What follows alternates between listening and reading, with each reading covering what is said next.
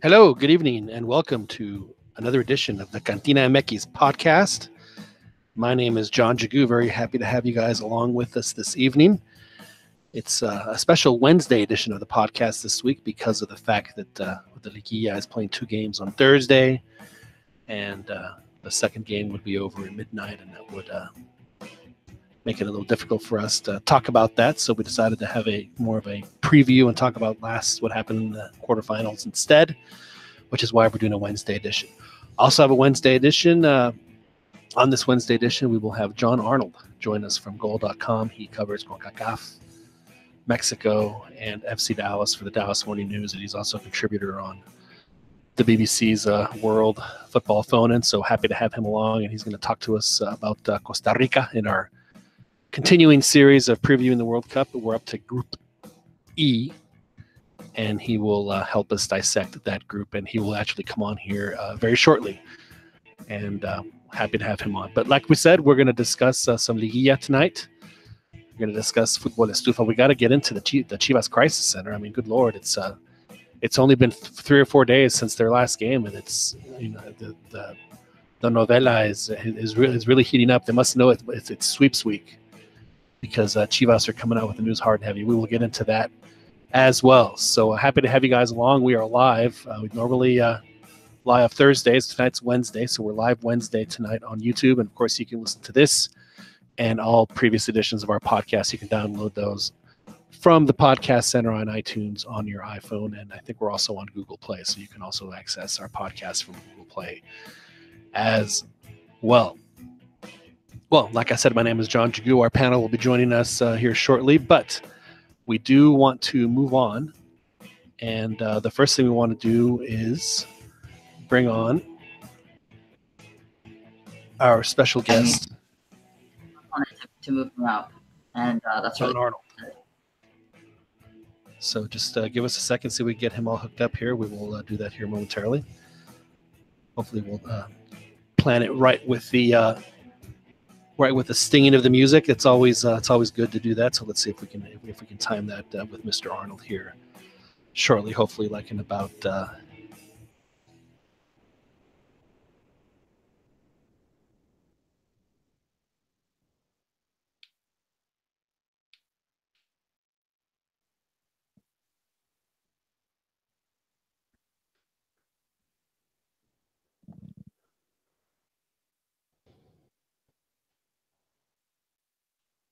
All right, here we go. Stand by.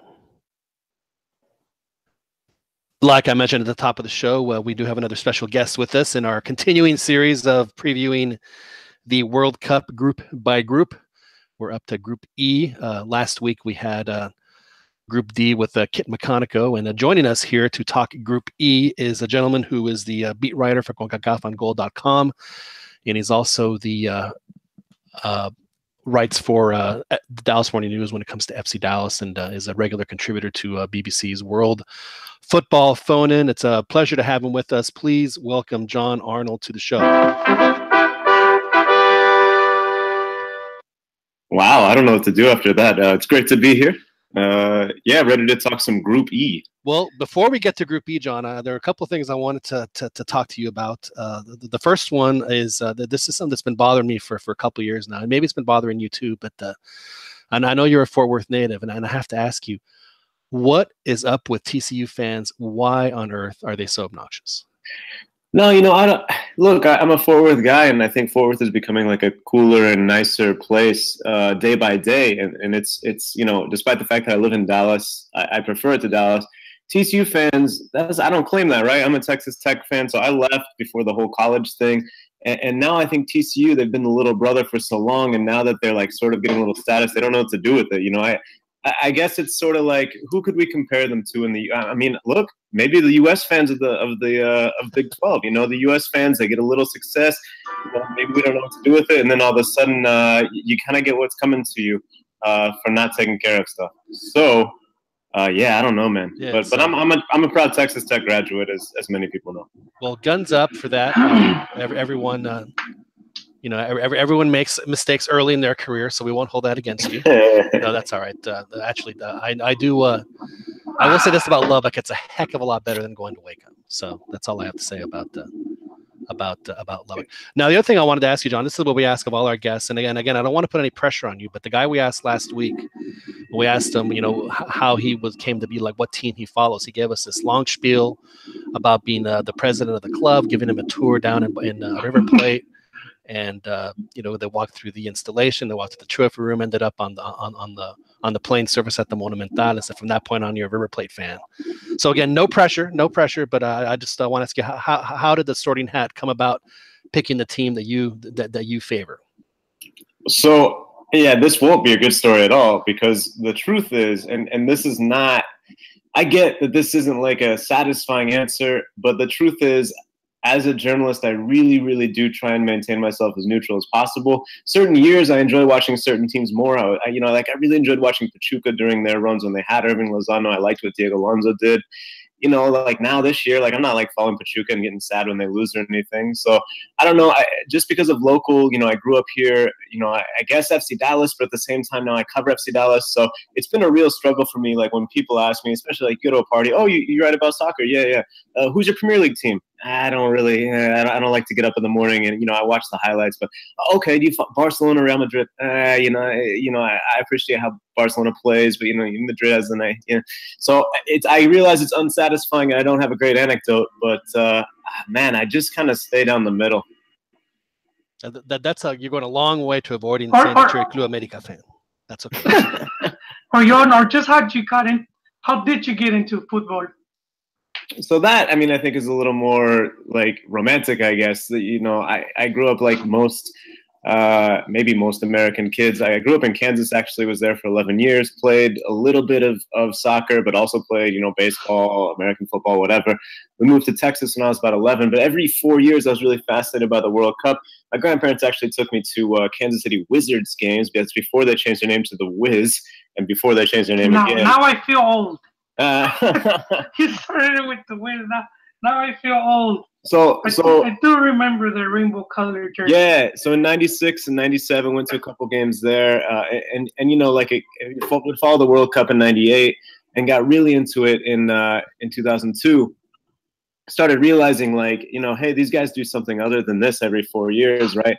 That's why I sort of discovered the club game. Like a lot of people in the U.S., A, my family didn't have a ton of money to spend on crazy channels, and B, you really couldn't even do that back in the early 2000s. So I started watching Mexican soccer on Univision, and really that's where I started to have the desire to learn more about the Mexican game, about the Mexican culture, to pick up Spanish and that sort of thing. So I guess in some ways it's Univision's fault, and the fact that American television didn't have as many options as it has now, that I've become much of a fan and advocate, hopefully, for the local game, speaking broadly, the game in the region, in CONCACAF, throughout, the U.S., Mexico, down through Central America. So, just kind of picking it up through the World Cup. Now I play, but I never played at a high level at all.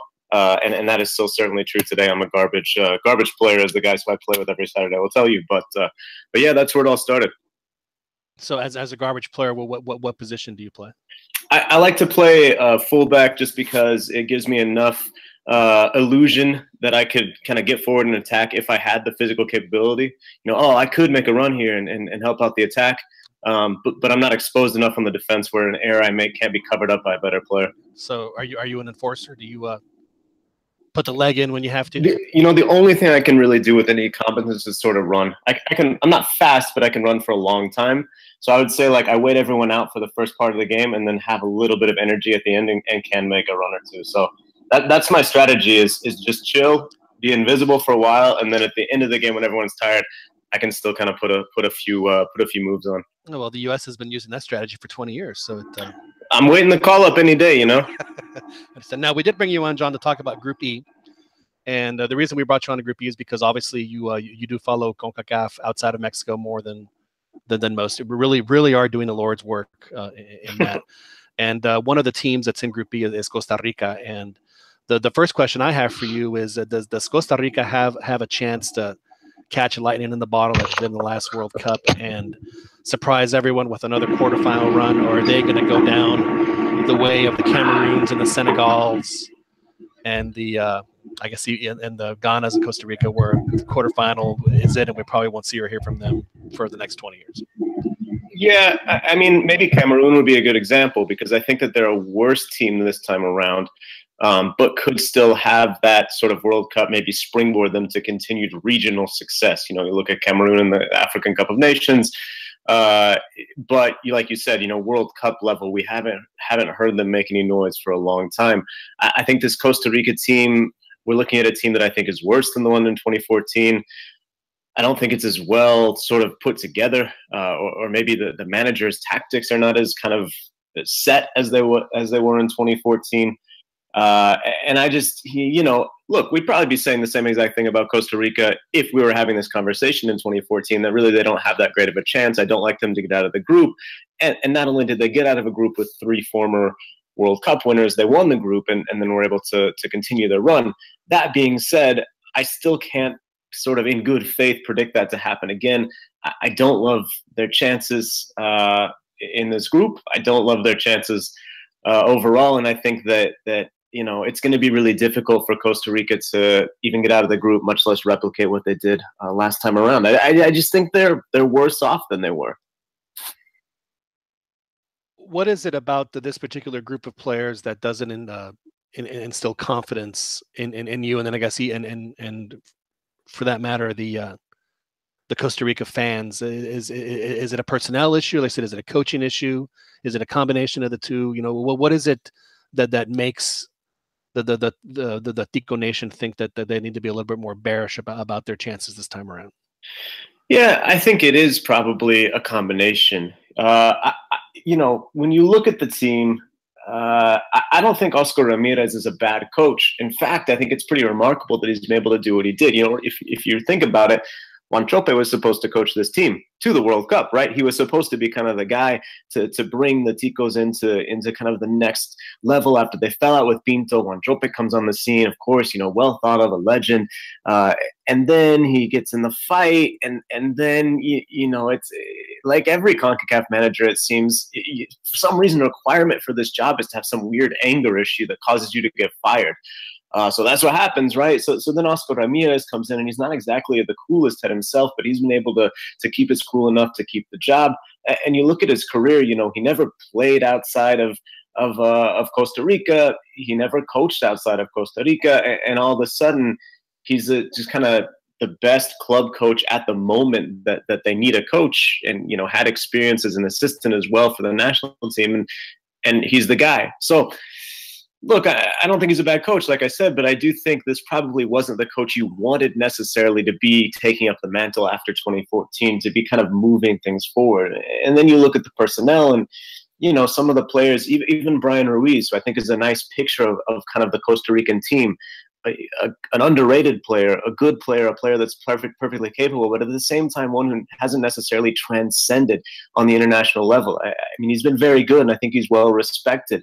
But, sort of in and out of the squad with Sporting this year, never really broke through past that level, Sporting, Fulham, and some success in the Netherlands. So even with Ruiz as kind of their best player, as the captain, aside from Keylor Navas in goal, there hasn't been that sort of transcendent figure. So I think they're going to have trouble, aside from Navas, at every rank you have 1 or 2 guys who are good but not great. And then after that, the depth leaves a lot of questions to be asked. So that's, I guess, my summation. I think that everyone, maybe from manager to player, has a lot to prove. And they did that in 2014. So not to take anything away from that, because it's still possible that they do the same thing. I just think this time around there are a lot of questions that linger about this team, and that maybe, sure, players could prove themselves, but I haven't seen what I think Costa Rica hoped from 2014, which would be this big jump and sort of, all these players. You looked at some of the guys who signed big deals. Giancarlo Gonzalez left MLS for Italy and is still there, but hasn't necessarily been a sensation. Christian Gamboa going to Scotland, having trouble. Even Ruiz. So I think most of the guys who kind of were hoping to use the 2014 performances as this big vault to the next level weren't able to do it. So I guess I wonder, if they weren't able to do that on the club level, are they going to be able to do that at the international level? Now, Costa Rica opens the tournament playing Serbia, if I'm not mistaken. And Serbia is one of those Eastern European countries that I mean, I'm not saying you're not going to know what you're going to get, but they could either be really good or really bad. At least that's been the history of the Eastern European clubs in the World Cup. And in fact, in 2010, if I'm not mistaken, I think they opened by beating Germany 1-0, if I'm not mistaken. So they have Serbia, which as crucial as it gets, because then they play Brazil, and then they round it up by playing Switzerland. So any kind of result against Serbia should certainly give the Costa Ricans hope that they might get a chance to advance, knowing that they'll probably not win against Brazil, but then, just like it is for Mexico, that third match is going to be the match that could that could decide for them whether or not they move on. If as long as they have a point or three or 1 point or two, so to speak, to give them that ball. Is that something that you think that Costa Rica will be able to aspire to, or are they looking at that third game as this is our despedida, so to speak, to the of the tournament? I think you're right in spotlighting that first game, as the one where it can really set the tone. And in many ways, remember, in 2014 also set the tone, right? I think that was the Uruguay game, right, if I'm not mistaken. So, that was one where you're like, all right, well, this good luck, this group is going to be nothing. And then all of a sudden it was something. So, yeah, I think that first game is critical. What I don't love for Costa Rica is the fact that, I think they scheduled some decent friendly matches, sort of trying to, like every team does, right? Trying to imitate what the group games are going to be like. They played Hungary before the draw. But I think that's sort of another sort of, nice preparation game. They weren't able to score in that one. They got drilled against Spain in that preparation. And then a Scotland team, they go to Scotland, they do get the victory there, but then they lose to Tunisia. So I guess I think that they've done a nice job sort of imitating what they might be able to see, or playing teams at the level that they're going to see, because, right, sort of like mid to lower European teams or high-level African teams. But yeah, I guess I think that first game is really important, and like you say, maybe it gives you something to aspire to. But I also think that Switzerland might be a team that's going to cause some issues as well. Maybe I'm tipping my hand on the preview here, but I like Brazil to win it, I think, as most people probably wouldn't. I think Switzerland might be kind of not even the dark horse. I think they might be the favorite to go through a second. And so I think even if you are still holding out hope going into that last game, it's going to be difficult. It's going to be a really difficult road for Costa Rica. I think if the group, this certainly isn't a group of death situation, but I don't think it's an easy group as well, especially just because of how Costa Rica have struggled in the past couple of years against teams from outside of CONCACAF. So not good news from Jon Arnold here in the CantinaMX podcast for you ticos that are listening. I don't love it, but I wouldn't mind being wrong, Well, sure, and again, I mean, like I said, I mean, Eastern European teams are so it's so random. I mean, there's outside of Yugoslavia in the 80s and 90s, there just really hasn't been one that has been consistently, I'm not going to say decent, but consistently consistent. So you never know what you're going to get. So I think that if Costa Rica can manage to get a draw, and frankly, I mean, I think that they can certainly aspire to get a win in that game. Then obviously that sets them up. Well, and you look, and certainly Serbia, they've got, Matic, who plays for Manchester United, and one or two other names that Mitrovic, whatever. But then, their back line is aging. Their goalkeeper has been around for a long time. So you think, well, maybe Costa Rica can do something similar to the last World Cup, where, they maybe sit back a little bit and then take their chances to get forward. But then you look up top, and what do you have? You have Ruiz. We talked about him. I think he's a consistently good performer, but not necessarily great, although he's come up big in big moments. And then you have Marco Ureña, who's kind of a fitness worry because of his face fracture. So if he can get back, sure. But then after that, you're looking at a lot of players who, Colindres from Saprissa, who's had a really good domestic season, but never necessarily, like I said, he hasn't kind of come through on the international stage. And okay, well, what about Joel Campbell? He's done it before. Yeah, but he played spot time at best this year for Betis, might not even make the squad. So I just think it's, when you look at Serbia's weakness, it's something that you would think Costa Rica might be able to exploit, but I'm not necessarily sure that's the case. So that's why I'm down. I just think in all these different levels, these different banks of players, you have one or two guys who who are really good. You know, obviously Keylor Navas, Giancarlo Gonzalez, and I'm blanking on Duarte, Celso Borges in the midfield, Brian Ruiz up top. But then who else is there? You can't just have a spine of players and hope to win games at the World Cup. So I guess I'm sort of being overly negative, I feel like. And you're right that game could turn things. And if they're able to get 3 points in that, maybe you lose to Brazil, get a draw against Switzerland, and that's good enough to go through. So there is maybe some reason to hope for Costa Rica. I just think they're going to need to have other performers, names that we don't know yet, who are stepping up and sort of filling the spots out, honestly, and supporting those players who we know can do it on the international level, because I don't see it happening if someone doesn't step up. Well, that is my next question. Are there any young Costa Rican players that are coming up through the ranks out of their extremely competitive 12-team league that we might need to take a flyer on to see, hey, maybe this guy could be somebody that could be that X factor for Costa Rica? Are there any young players that are coming up that fit that bill? No, I don't think there's anyone who's a guarantee to make the squad. You know, a lot of the MLS raid has sort of taken some of the mystery out of a guy like in the midfield, Ulises Segura, who plays for DC United. You know, we all know him. Francisco Calvo, who I think is a very versatile defender, can play, left back if he needs to, but I think excels at center back, especially for the national team. You know, he's a younger, up-and-coming player for the national team, but, we kind of know him from playing in MLS as well.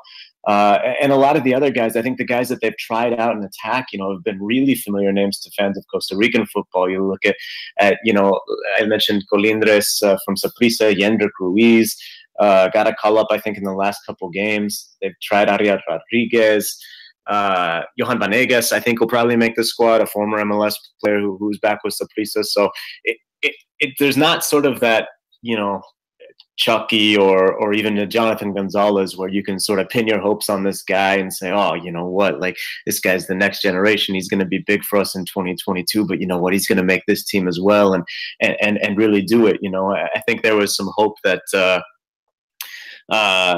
Yerson Torres, the Necaxa player who was with America for a while, was going to be that guy, but it never really came through. And so I think that Costa Rica is sort of, I think they know the hand they've got, and you got to kind of work with it and see if you can maybe bluff your way into a big pot. If Costa Rica does manage to get into the knockouts, do you think that Ricardo Lavolpe will take credit for the squad like he did in 2014? Yo siempre digo que el fútbol algunas veces, en mi punto de vista, es como un ajedrez. I wouldn't be surprised. Okay, so just to recap, you're bearish on Costa Rica. Don't expect them to make it through. How much of that do you think is due to the fact that Costa Rica is not going to surprise people like maybe?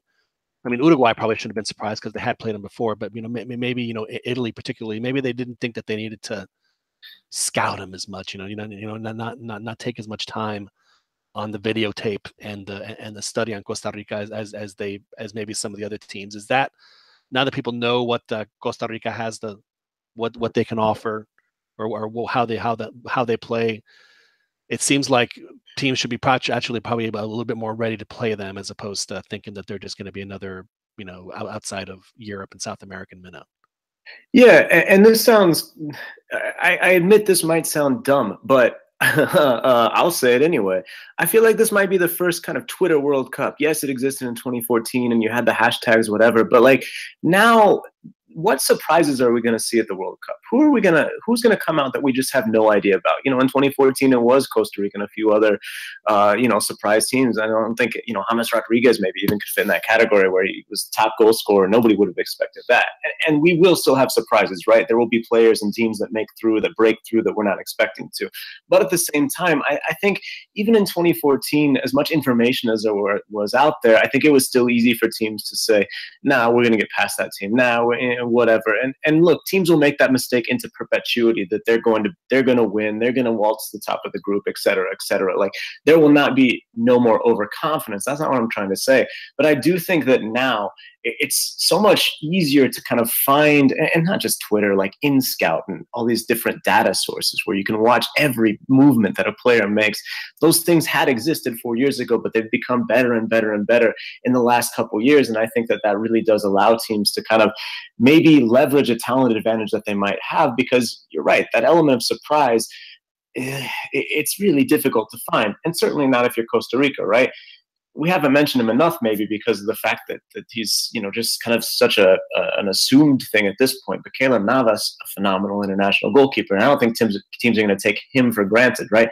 You definitely can rely on Keylor. They did in 2014, despite the fact that it seems like they want to replace him. Real Madrid has done so several times this year. He's coming with big saves and big moments. So, it's that's not going to take teams by surprise. I think the attackers aren't going to take teams by surprise. Ureña, was playing in Russia in 2014, but now, he's been in MLS for a while. He's been around. So I think it's just easier to figure out who these guys are, to figure out what they do. And I do think that does play a role, that maybe teams not only say, we can't lose to Costa Rica, those guys killed it last World Cup, but also, I know exactly how this guy's going to go to his left every time. I know it, right? Like, I think it's just easier to find those tendencies and those playing styles now, even more so than it was in Brazil 4 years ago.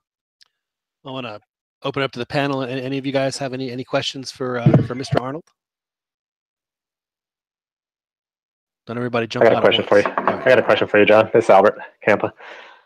On the goalkeepers, I know there's a lot of talk, especially from the Mexican side, about comparison talk about Navas and Memo Ochoa. What do you think about all of that? That, if Memo Ochoa were at Real Madrid, he'd be the same. It'd be similar, or is Navas really like out of this world on a different level when compared to, for example, Memo Ochoa? Yeah, I think it's tough to compare goalkeepers, and I was really disappointed to see Memo go to Belgium when he did, because I just thought he was for bigger things, But at the same time, I think Navas is one of those top goalkeepers. I would put him a little above Memo. I don't think that Mexico's going to have goalkeeping problems this tournament, but I do think that Navas is probably a better goalkeeper. Now, some of that might be because he's had the goalkeeping coaching education, what have you. That comes with being at a club like Real Madrid, while Memo's been stuck at some of the bottom-tier La Liga teams, now in Belgium. With all respect, I guess, to Belgium coaching. I don't know that much about Belgium goalkeeping coaching, but I think it's tough to evaluate, and goalkeeper is a funny position because you can, make one big error, see Bayern Munich and be done, and everyone says you're the worst, and that's probably not the case. But I do think that Navas, when you look at the shot-stopping ability that he has, I think he's on another level from other players. Joel, did you have a question for John? Yes, sir. Jon, other Jon, how would you rate Costa Rica going into next cycle after the World Cup? Yeah, I think that you're probably going to see Costa Rica continue to be very good in the region, but there are several players who, I don't think are going to be involved. And as we've mentioned, are there sort of flashy young stars coming through, players to pin your hopes on? Not necessarily, right? I think up front is going to be their biggest worry. You've got Ruiz right now. You've got Ureña, who I think is 28 or 29. So, maybe you have him for one more cycle. But after that, even Navas, he's not going to retire probably internationally, but maybe take some, he's taken tournaments off in the past. I think he's in his early 30s, so maybe this is your last go around with Keylor Navas. You might have one more, but I just think that, it's been difficult for Costa Rican teams to fend off MLS and even Mexico to some extent, some of the Nordic leagues from buying the talent. And I think that's made it difficult for them to sort of, see through the development of some of the players that they have. So I think in one sense, Costa Rican football, you could say, is growing, and their chances for next time around are just as good as they were this past time. because, you know, it's starting to take hold. And that 2014 run, I think, inspired a lot of people. Maybe those stars from that team didn't jump up, but I think it's probably got a generation of kids who at that point were 16, 17, 18 who can compete now in the U20 level, who are going to go to the U23 level. So maybe you see the fruits of that in the next cycle or the one after that. I guess I still see Costa Rica as 1, 2, 3, you know, top 3 in CONCACAF. I'm not sure who's going to break that kind of dominance that Mexico, Costa Rica, and the U.S. have. Understanding that the U.S. isn't in the World Cup this time, I think they're going to regroup and rebuild.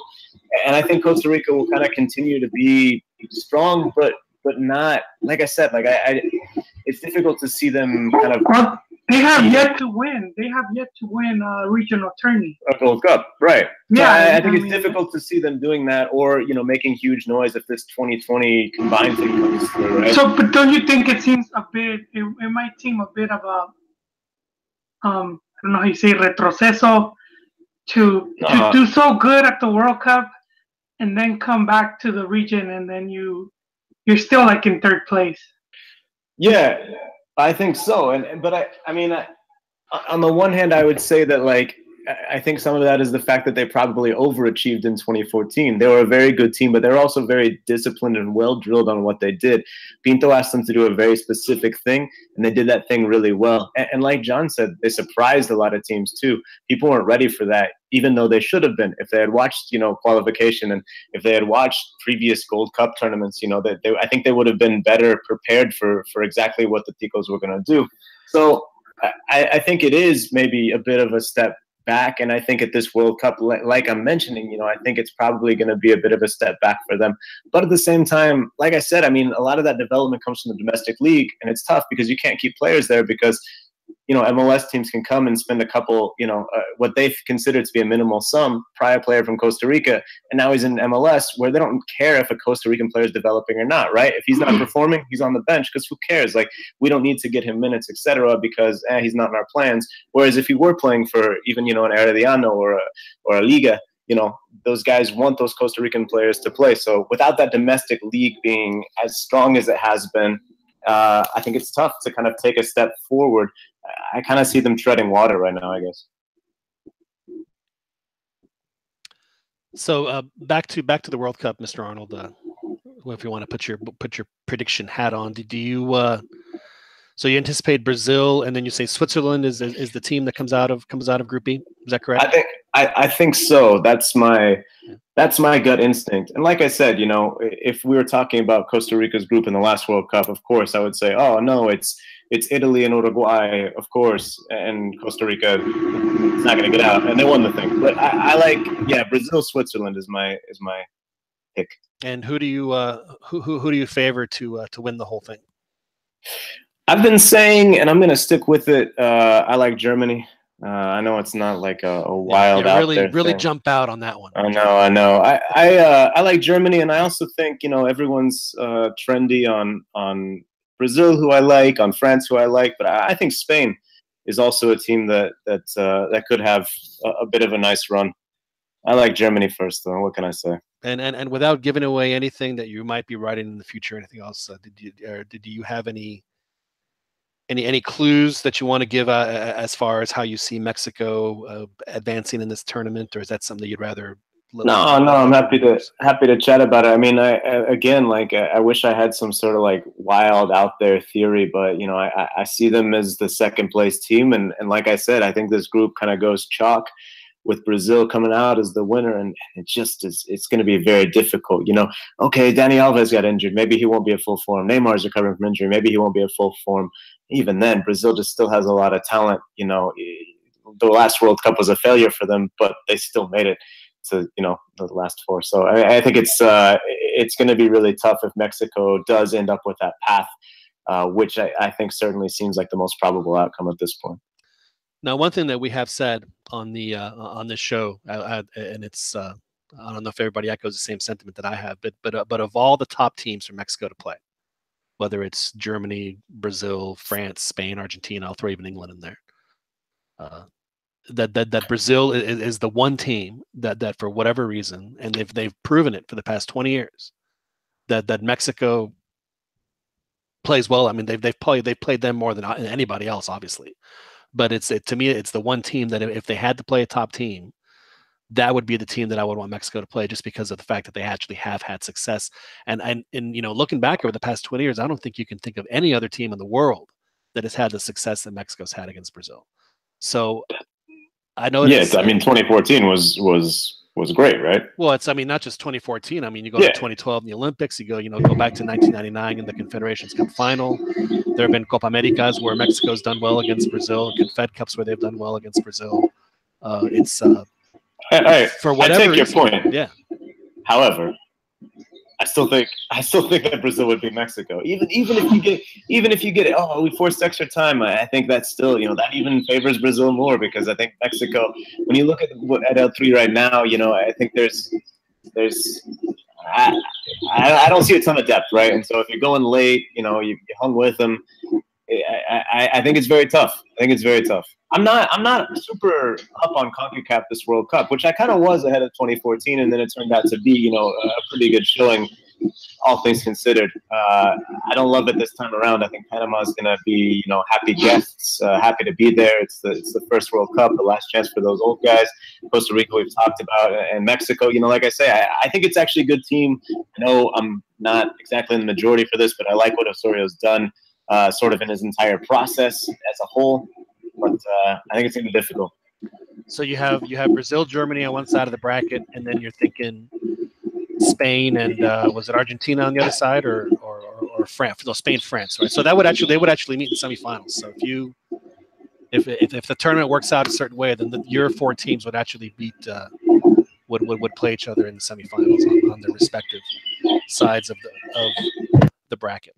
You're farther ahead of me at this point than I am of myself, if that makes sense. I haven't actually drawn it out. I just but I trust you, and yeah, sure, those can be my semifinals. Okay, well, we will. I'll sign it. It's on tape. No, I'm just kidding. It's well, no, we do appreciate that. Now, before we let you go, you are someone who does keep up with Liga MX, obviously, with your columnsandgoal.com and your insights on the Twitter. So we do have the semifinals. We're actually doing this on Wednesday. We normally have a show on Thursday, but the schedule kind of hosed a lot of people. Hosed us, because I don't think we wanted to start a show at midnight after the Tijuana match. So we have some semifinals coming up. Last week we thought that Chalk would probably would hold. It did not hold. The Monterrey teams got booted. Yeah. So should we expect any more surprises coming out of that? I mean, and the reality is, can anyone really, with any kind of right mind, actually predict what would ever happen in Liga MX? No, and yet we continue to keep doing it, or at least I do, and I think you guys do on the show as well. I think it's going to be. I like Toluca America for a final, and I do actually think there's going to be a bit of an upset, despite the fact that the seeds say that Toluca is the one and America is the two. I think Toluca is the strongest team. I think that they've got, in some respects, America's number. You saw the league game where Sambueza had a field day. I don't like Santos' chances in this round, partly because if they don't have a fully healthy Giannini and they still don't have Nestor Araujo, you got Alcoba covering kind of ground, I guess, for now. But I thought Santos was sort of fortunate to have some health with Giannini for the most part, but also a Tigres team that, we've seen them kind of do this before and sort of show some apathy, I guess. And the fact that they were at home in the second leg, I think, was really critical, because, Tigres at home is just a different animal.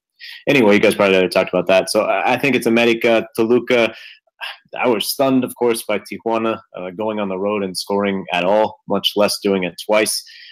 So I don't necessarily like them to do that again, although they also beat Toluca if you're going to put any stock in the regular season. But yeah, like I said, I think Toluca might be, despite kind of flying under the radar as a team that's not one of the traditional big four and not a team that's kind of a sexy, trendy, new money team, I think that they might be the best team in the league right now. Will that bear itself out over the results? Probably not. Yeah, I don't know. What is I know you've had a chance to travel some in Mexico when it comes to covering league. Is there a stadium that you prefer over others? Well, so journalists were like an entitled bunch, right? Because like on the one, Tigres is my favorite stadium as far as like atmosphere. I just think it's like the fans are always in it. The Libres y Locos are like a very, very passionate barra. They do great songs. It's a really fun like environment.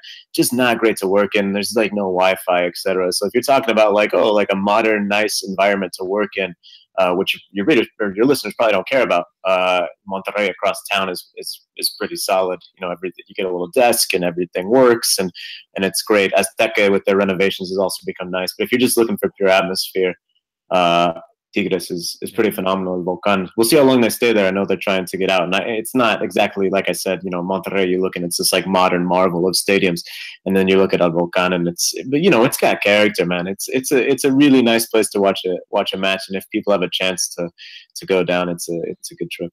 Yeah, I've heard that the new Monterrey Stadium is a lot like the old Texas Stadium, where everything's covered, but there's no ventilation, and you're living in Texas in July and August. Yeah, I'm sure. I've only been there for the final, so I was only there in December, so I was more concerned about putting a sweater on instead of is it staying cool? But if the World Cup comes, which it seems like it probably won't at this point, but if it does come, I guess we'll have to be concerned about that. Yeah. Although maybe we can just move the Monterrey games to the winter, and FIFA can just deal with the calendar switch, huh? There is a reason they call the Monterrey Stadium the Tamalera, because apparently it does get extremely still and steamy in there, especially in the summer months. So if they do have the World Cup in Monterrey, I'm guessing those are going to be slated for the evening kickoffs, so that they don't have to deal with the heat as much as one would expect. Hey, John, I'd like to get in a question if that's Please, all right. Daniel, go right ahead. Yeah, so I wanted to know about your thoughts on the U.S. You inferred earlier that they're going to be 1, 2, or 3. I'd like your thoughts on a little bit more specificity, if I could spit that out. Is the U.S. your first choice? Like, do you think they're going to be battling for 1 and 2, basically, or more 2 and 3? I guess there's a distinction, I guess, amongst us Mexico fans, and I guess I'm wondering, do you really think that the U.S. is going to be back to challenging for that top spot? Yeah, I think it depends on the choices that they make. I think it's been solid as far as realizing with Carlos Corredor, the new president, hey, maybe we should have sort of a general manager role, similar to director of national team spot that Teclose is right now in Mexico, and then we've had different characters, I guess, of varying strengths. You look at Apelayas, and you look at Santiago Baños, and it's like, well, one of those guys you probably think is a savvy manipulator. The other guy, who knows?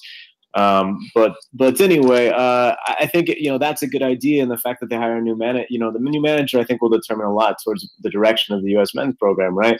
They could get that hire totally wrong, and then I think you're looking at another couple years of kind of not even being in the same place you were, struggling, slipping. Maybe having difficulty even in a Nations League. But if you get the right guy, if you get someone who not only knows how to manage a team and knows, tactically how to get the most out of a team, but also to say, okay, here's what we need to do with U20 and U23 programs. There has been some really good work at the MLS Academy level. How can we sort of integrate that? I think that there's potential in the U.S. We've seen soccer grow here, but that necessarily. Do you think MLS is contributing to that? I think at least doing their part, as in like helping to improve the whole program. I think MLS is. Some people have said MLS is the problem. I think it can be part of the solution, because you look at the donut that there were in these players. This team, you had Dempsey, you had Bradley, Altidore. So let's cap it at, I think, 20. Altidore's 28, and you cap it and say, who is the best kind of regular for the U.S. national team that's younger than that? Well, Pulisic, who's just a phenomenon, and he's a teenager.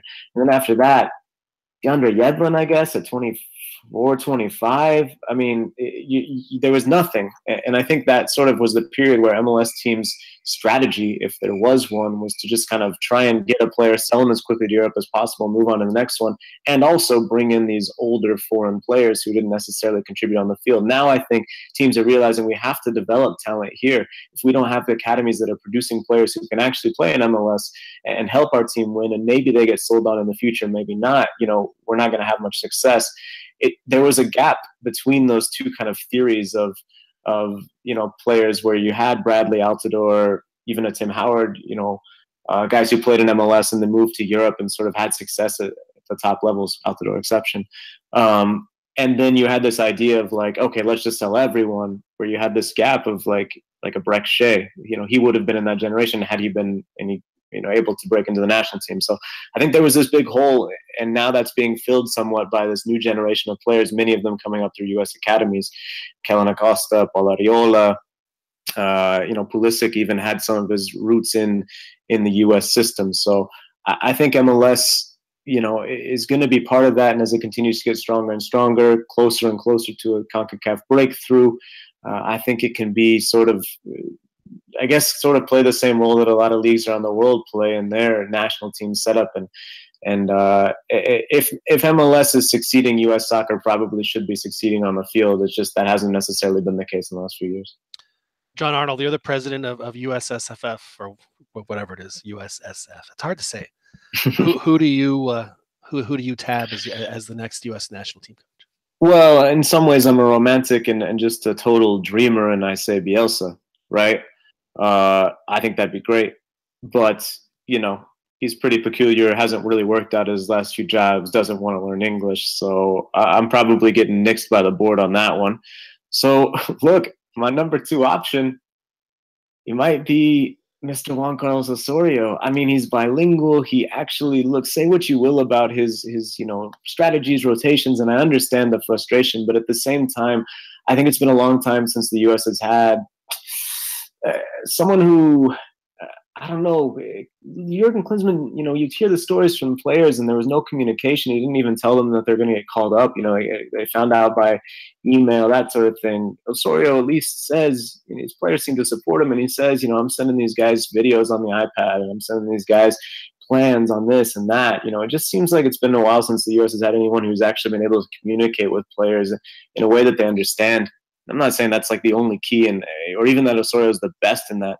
But if he has a successful or even a decent World Cup with Mexico, especially because of his ties in the U.S., his past here, the fact that he speaks English, I think he'd be a pretty attractive candidate.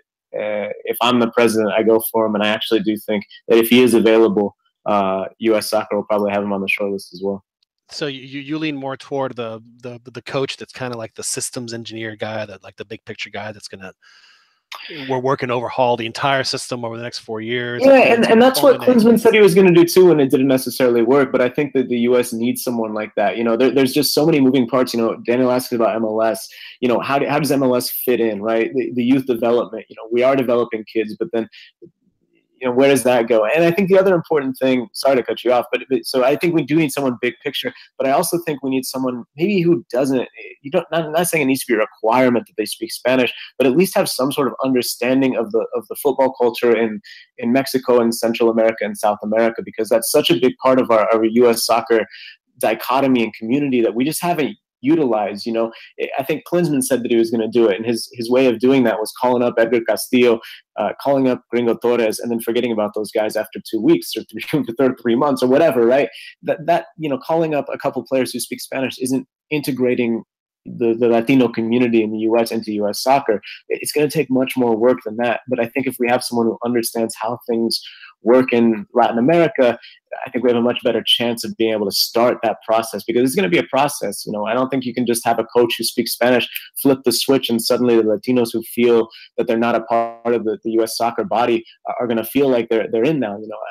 I think it's a start. If that person starts reaching out to the community, having camps, etc., in the South and the borderlands, or even just in areas where there's a high Latino population, and saying, U.S. soccer is here, we're looking at you, we're working with clubs in your community, etc., I think that could be a big breakthrough as well. So I want somebody who's big picture, and I want someone who's able to and again, not saying Spanish speaking is a requirement or coaching experience in Mexico or Latin America is a requirement. I just think those things would go a long way toward bridging a gap in U.S. soccer that if we could bridge, I think would reap benefits culturally, obviously, but also on the field, because that's a big part of the U.S. soccer world that we're just totally missing out on. Well, if Osorio isn't available, I mean, the person you're describing is a guy that you visit with at least once a week. Yeah, there in FC Dallas, and I'm not sure if he would be willing or able, or even would even want the position. But I mean, that just sounds like that's you're describing Oscar Pareja, who's the FC Dallas coach, just absolutely perfectly. So, I think he would be. Timing hasn't necessarily been on his side, because I think if this sort of U.S. debacle had happened a year earlier, when Pareja was coming off winning the Supporters Shield, the MLS prize for winning the most points during the regular season, and the U.S. Open Cup, I think he would have been, the first name on everyone's list, and maybe already have a pre-contract signed or something like that. Last year was a difficult year for him. He didn't exactly, coach super well. He had a bunch of issues, sort of stuck with the same 11 despite the fact that it wasn't working. So I think this year will be a big year for him, and yeah, he is a guy who I think, cards on the table. I speak with him often and have a good relationship with him, but like you said, I think fits two of the qualifications that I think would be good in the next U.S. coach. Does anybody else have any other questions for Mr. Arnold before we turn him loose here in the cantina?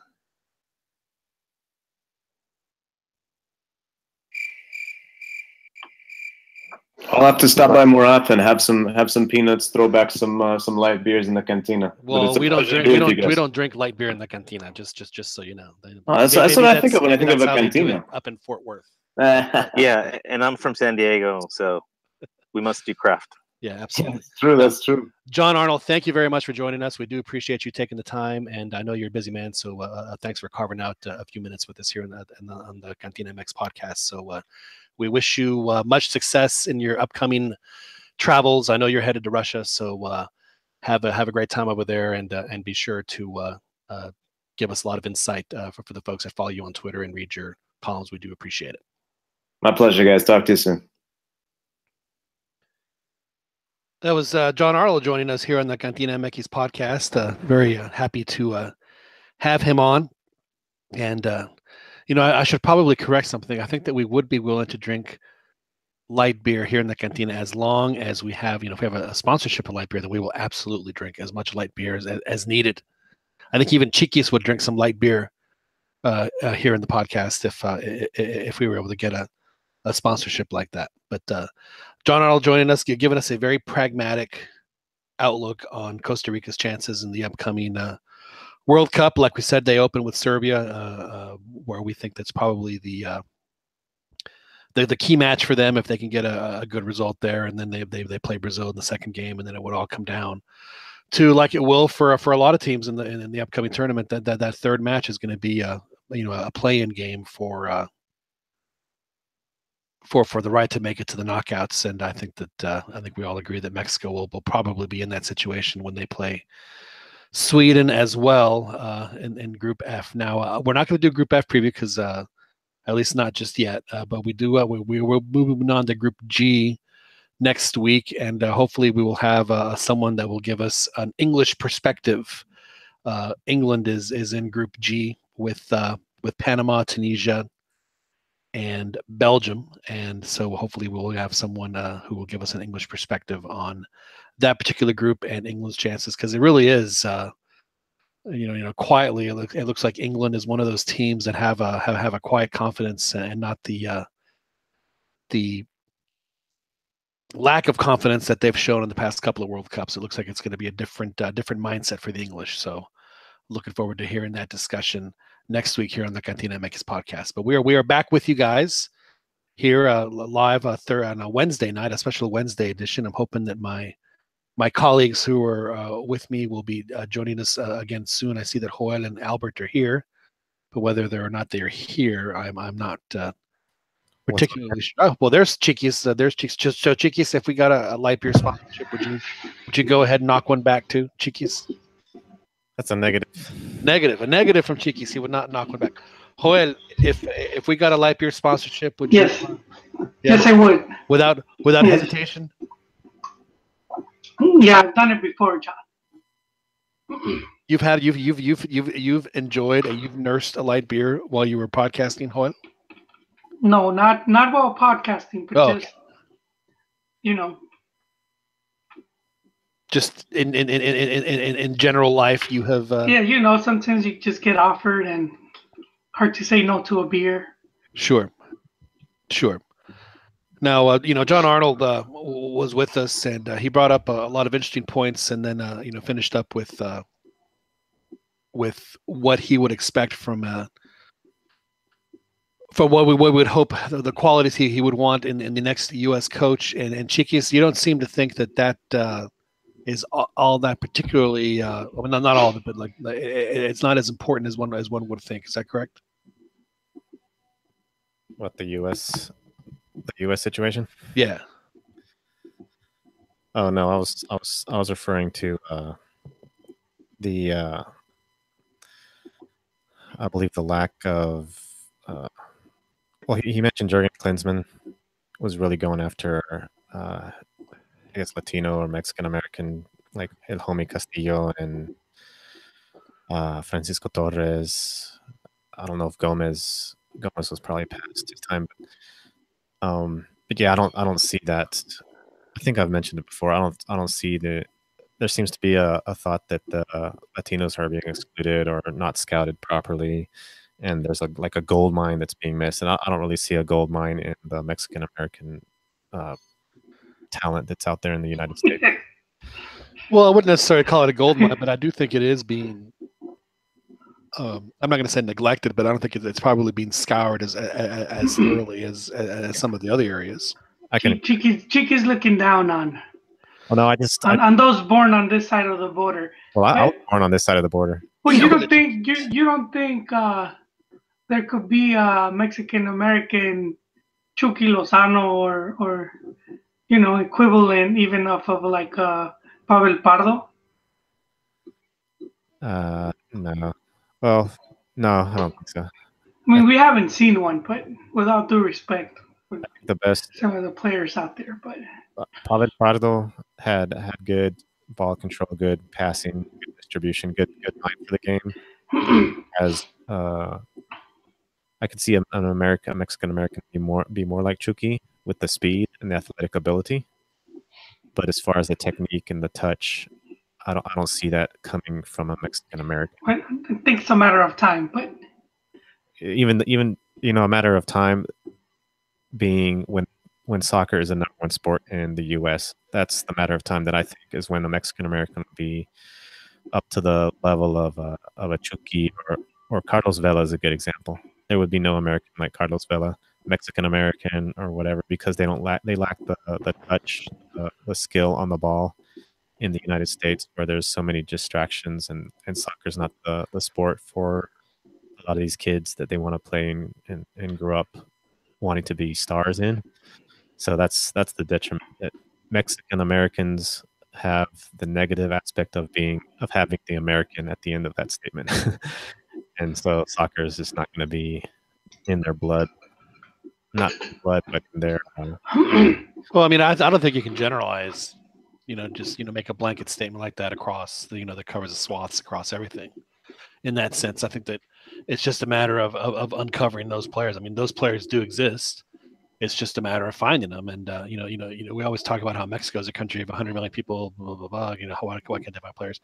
Well, the United States is a country of 300 million people, and one would think that you would be able to find that within those within that parameter.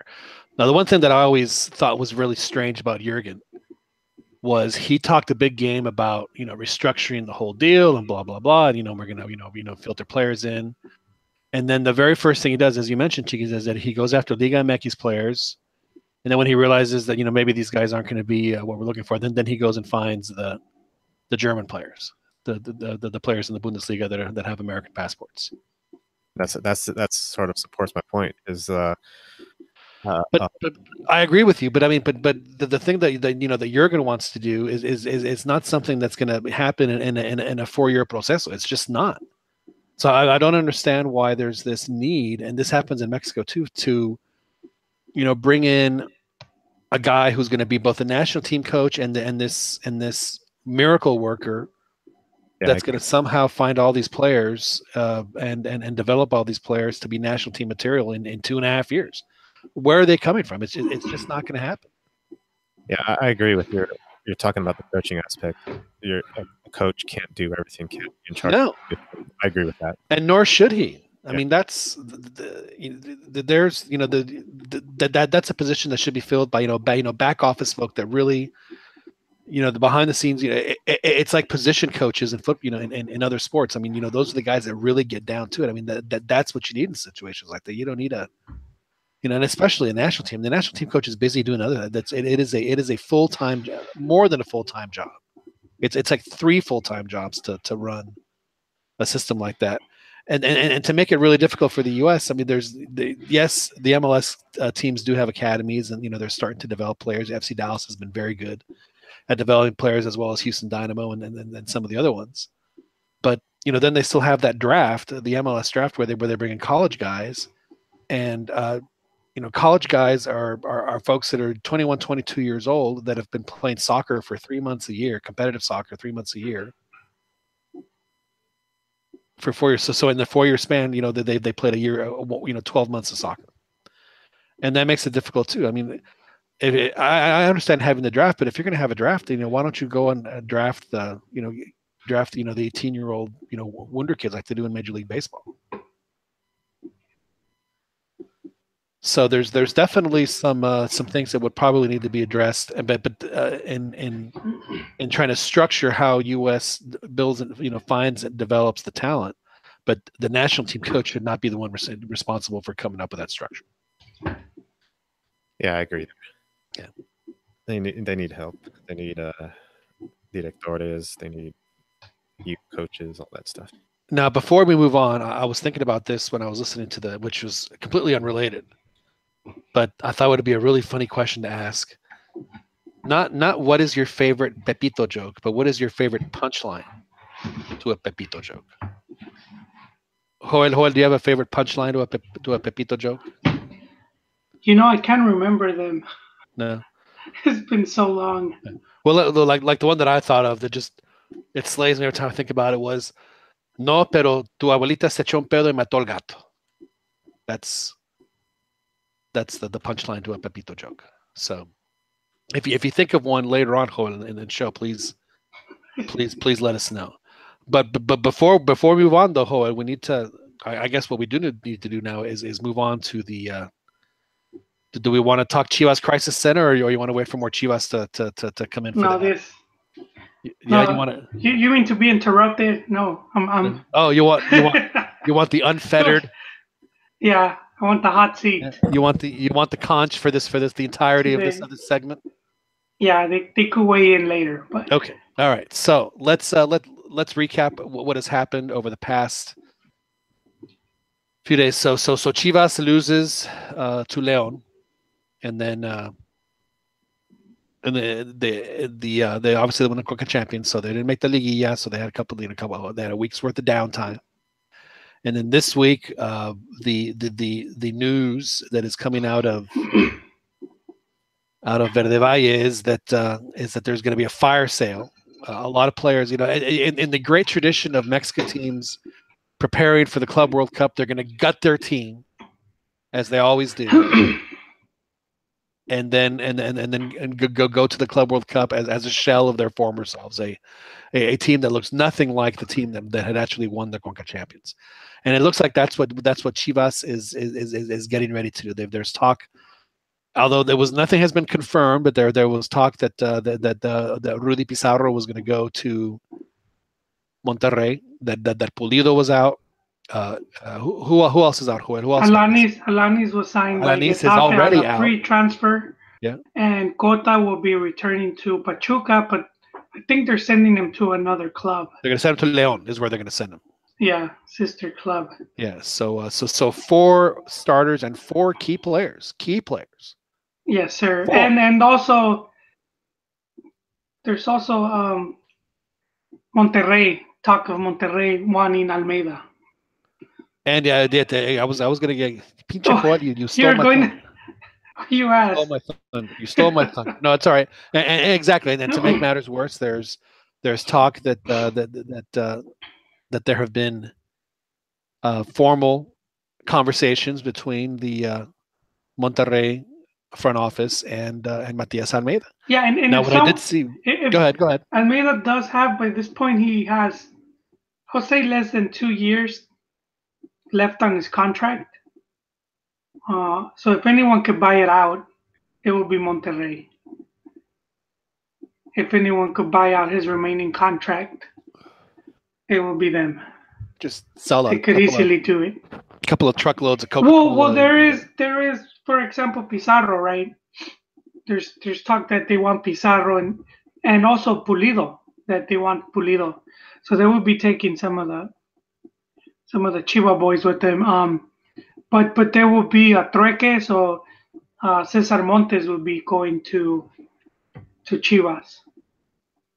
That's one of the possible scenarios. So what is a Chiva fan? What is a Chiva fan to think then? I mean, is this are we back to that awful? Nothing new, John. It depends what Chiva fan you are. Well, si eres de los nuevos, I'm pretty sure they're shocked. If you've been with the team a while, you could remember what happened to that team from 2006, where they started selling off all the players and didn't really replace them. And then we could go back to the Super Chivas, which was when the Promotora had the team.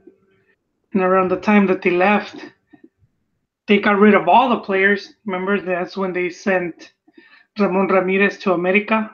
Right. It was Caballero Aguila or something like that. So, I've seen this play out before, and it's always been because they need money. That's been the main reason. The club just is hurting for money. Does it make you a little disappointed that a club with the history and tradition and popularity of Guadalajara, goes through these ridiculous periods of financial trouble? Yeah, it's been very mismanaged in that, in that aspect. The club, they've never been able to make the most out of their profits. So even like, your Chivas, you're popular, and you end up in a position where you have to, where you pretty much loan out the club to La Promotora, right? Who paid for a 10-year contract, and so you have 10 years to get the finances in check, but they weren't able to do it. And Promotora only had the team for 9 years. When Vergara came and he paid out the remaining year, and then the socios sold their stock in the team, which is another one, man. I would not sell that stock, John. They would have to pry it from my cold dead hands. But so I mean, but I think about it. What could have been going on? And even though I say this, when I think about it, if you're a socio and you're just putting in money for the club to keep it afloat, it probably does get to the point where you're like, I can't afford this anymore. I said it a few times before. Owning a club can be like having a really expensive hobby. Well, sure. I mean, that's what it is for, at least a lot of the, owners in different leagues, not necessarily Liga MX, but in Liga MX, it is their business. Yeah, it's el business. So they sell it, and then, you have Vergara, and then I think he made some bad moves along the way. One was Angelica Fuentes, who ended up misappropriating funds from the OmniLife Chiva. Sure, she also did company. All right too. Yeah, so that's a lot of money that she stole. And the second thing was building the stadium. I don't think Chivas was in a position to build a stadium. They didn't have the money for it. They borrowed, and because they were at the Jalisco, which is owned by Clubes Unidos Jalisco, at Jalisco Stadium, which was Atlas. It was a couple clubs that had owned stock in that stadium, but I think they must have been saving a lot of money, just putting the bill for everything. Sure. I mean, it was, and it's probably one of the reasons why the tickets are the most expensive in Liga MX, is because they got to make the money back. Yeah, and for all that money they spent on the stadium, I mean, you could have had a really good, strong team for a lot of years. Chivas could have had double the silverware they have now. But this is one thing that a lot of Chivas fans don't know, is that. Are you breaking news here, Hoyle? Is this breaking? No, this isn't breaking news. Okay, This is no news. It's just that a lot of times as fans, we don't really follow up, and a big reason I know about this was because of Ron. He's not here right now, but he was very interested in all this. So when this was going on, he was making sure to throw it in my face. But it was Vergara owned. He already owned the property where the stadium is built. And he wanted to create the JVC Center, and it was gonna be the stadium. It was gonna be like a museum. Yeah, he wanted to create Chivasburgo. Yeah, and so he was hoping the stadium could kick it all off. But if you talk to fans that go to the stadium, that's the only thing that's there. Right. And it's been what? How many years since the stadium's been there? It's been a while. It's at least 7 or 8. It's going close. So it was 2010 then when. Yeah. So 8 years, so almost a decade, and nothing got done. It backfired, and even up until recently, he was still paying off loans. Loans. He owed money for the stadium, and even recently there was news that they got another loan. So it's, I think that was a big mistake in Vergara's part, building that stadium. Just the location wasn't good for the fans, and then just not having the money and having to make really expensive, making the price, the ticket, The ticket prices, to increase the ticket prices. So you're saying not the best. Me falló. And so looking at it back 8 years later, not the best decision. No. By Chivas to build the Zombie Life. The Zombie Life. Well, see, that's the other thing, is that I'm sure he was expecting it to be sold out every week. So when they're expecting 45,000 people show up and 15 show up, I mean. Yeah, that's. You're missing out on the parking, on the concession. You're missing out on all that. I mean, that is a big chunk of money. Yeah. I guarantee you that if he would have had that money, and when people logged on to Chivas TV, they wouldn't have heard this. And that was the work. Yeah, John, and that was the other big mistake. The whole thinking that they could bypass the TV contract deals, because a lot with Chivas TV, and it's. And a lot of fans still don't get it. A lot of sponsors are tied to them having a TV contract. So a Chivas game on open air TV, which was on one of the Televisa channels, they were averaging in Mexico 11 million viewers. Chivas TV, they reported, was about 500K. So I mean, if you're Bimbo and you have a contract with them, your product was being shown to 11 million people during the commercial break, goes down to under 500K, which was a big reason they had like a $20 million lawsuit on them. Right. So I mean, yeah, any new sponsor who was gonna want to pay them even for the jersey or the stadium, if that's how many people they're gonna advertise to. I think that's where they lost a lot of more money. They spent over a year without a stadium sponsor. They spent a long time without a main jersey sponsor, and then they lost money on when they resigned with Televisa. It was, I think, for TDN, which is less viewers. It's about 6 million. That.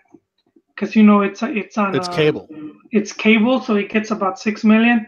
So that's a lot of money that they were losing and then they had to borrow to make a fancy team to try to sell Chivas TV. Right. So they spent about close to 20 million on Pulido, and then another 15 on Pizarro. Yeah, I think it was He's about worth 2 at the 60 million. most. Yeah, for that team when they won I think it was about $60 million they had spent on getting the Liga MX Campeonato. So it sounds like the bills have come due then for Yeah, yeah, they're getting the yellow letter now.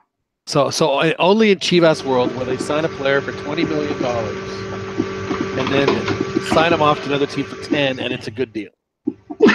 Well, the Gullit was for about 10 million, and then they sold him for what was it, 2 million to the Scottish team? Yeah, that's a big loss. And Gullit is now out of Liga MX altogether.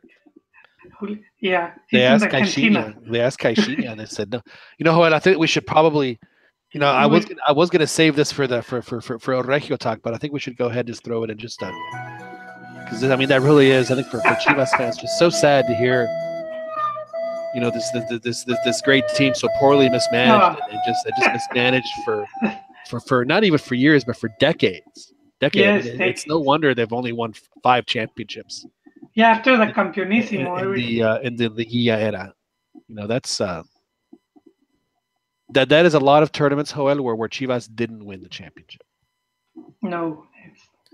Yeah. Would you say that? I mean, Chivas is supposed to be a grande, like a big team, and I can see it with the fan base and everything. But as far as the management of the team, no, yeah, pretty much right? Historically, they're a big team. You know, for what it means to Mexican football.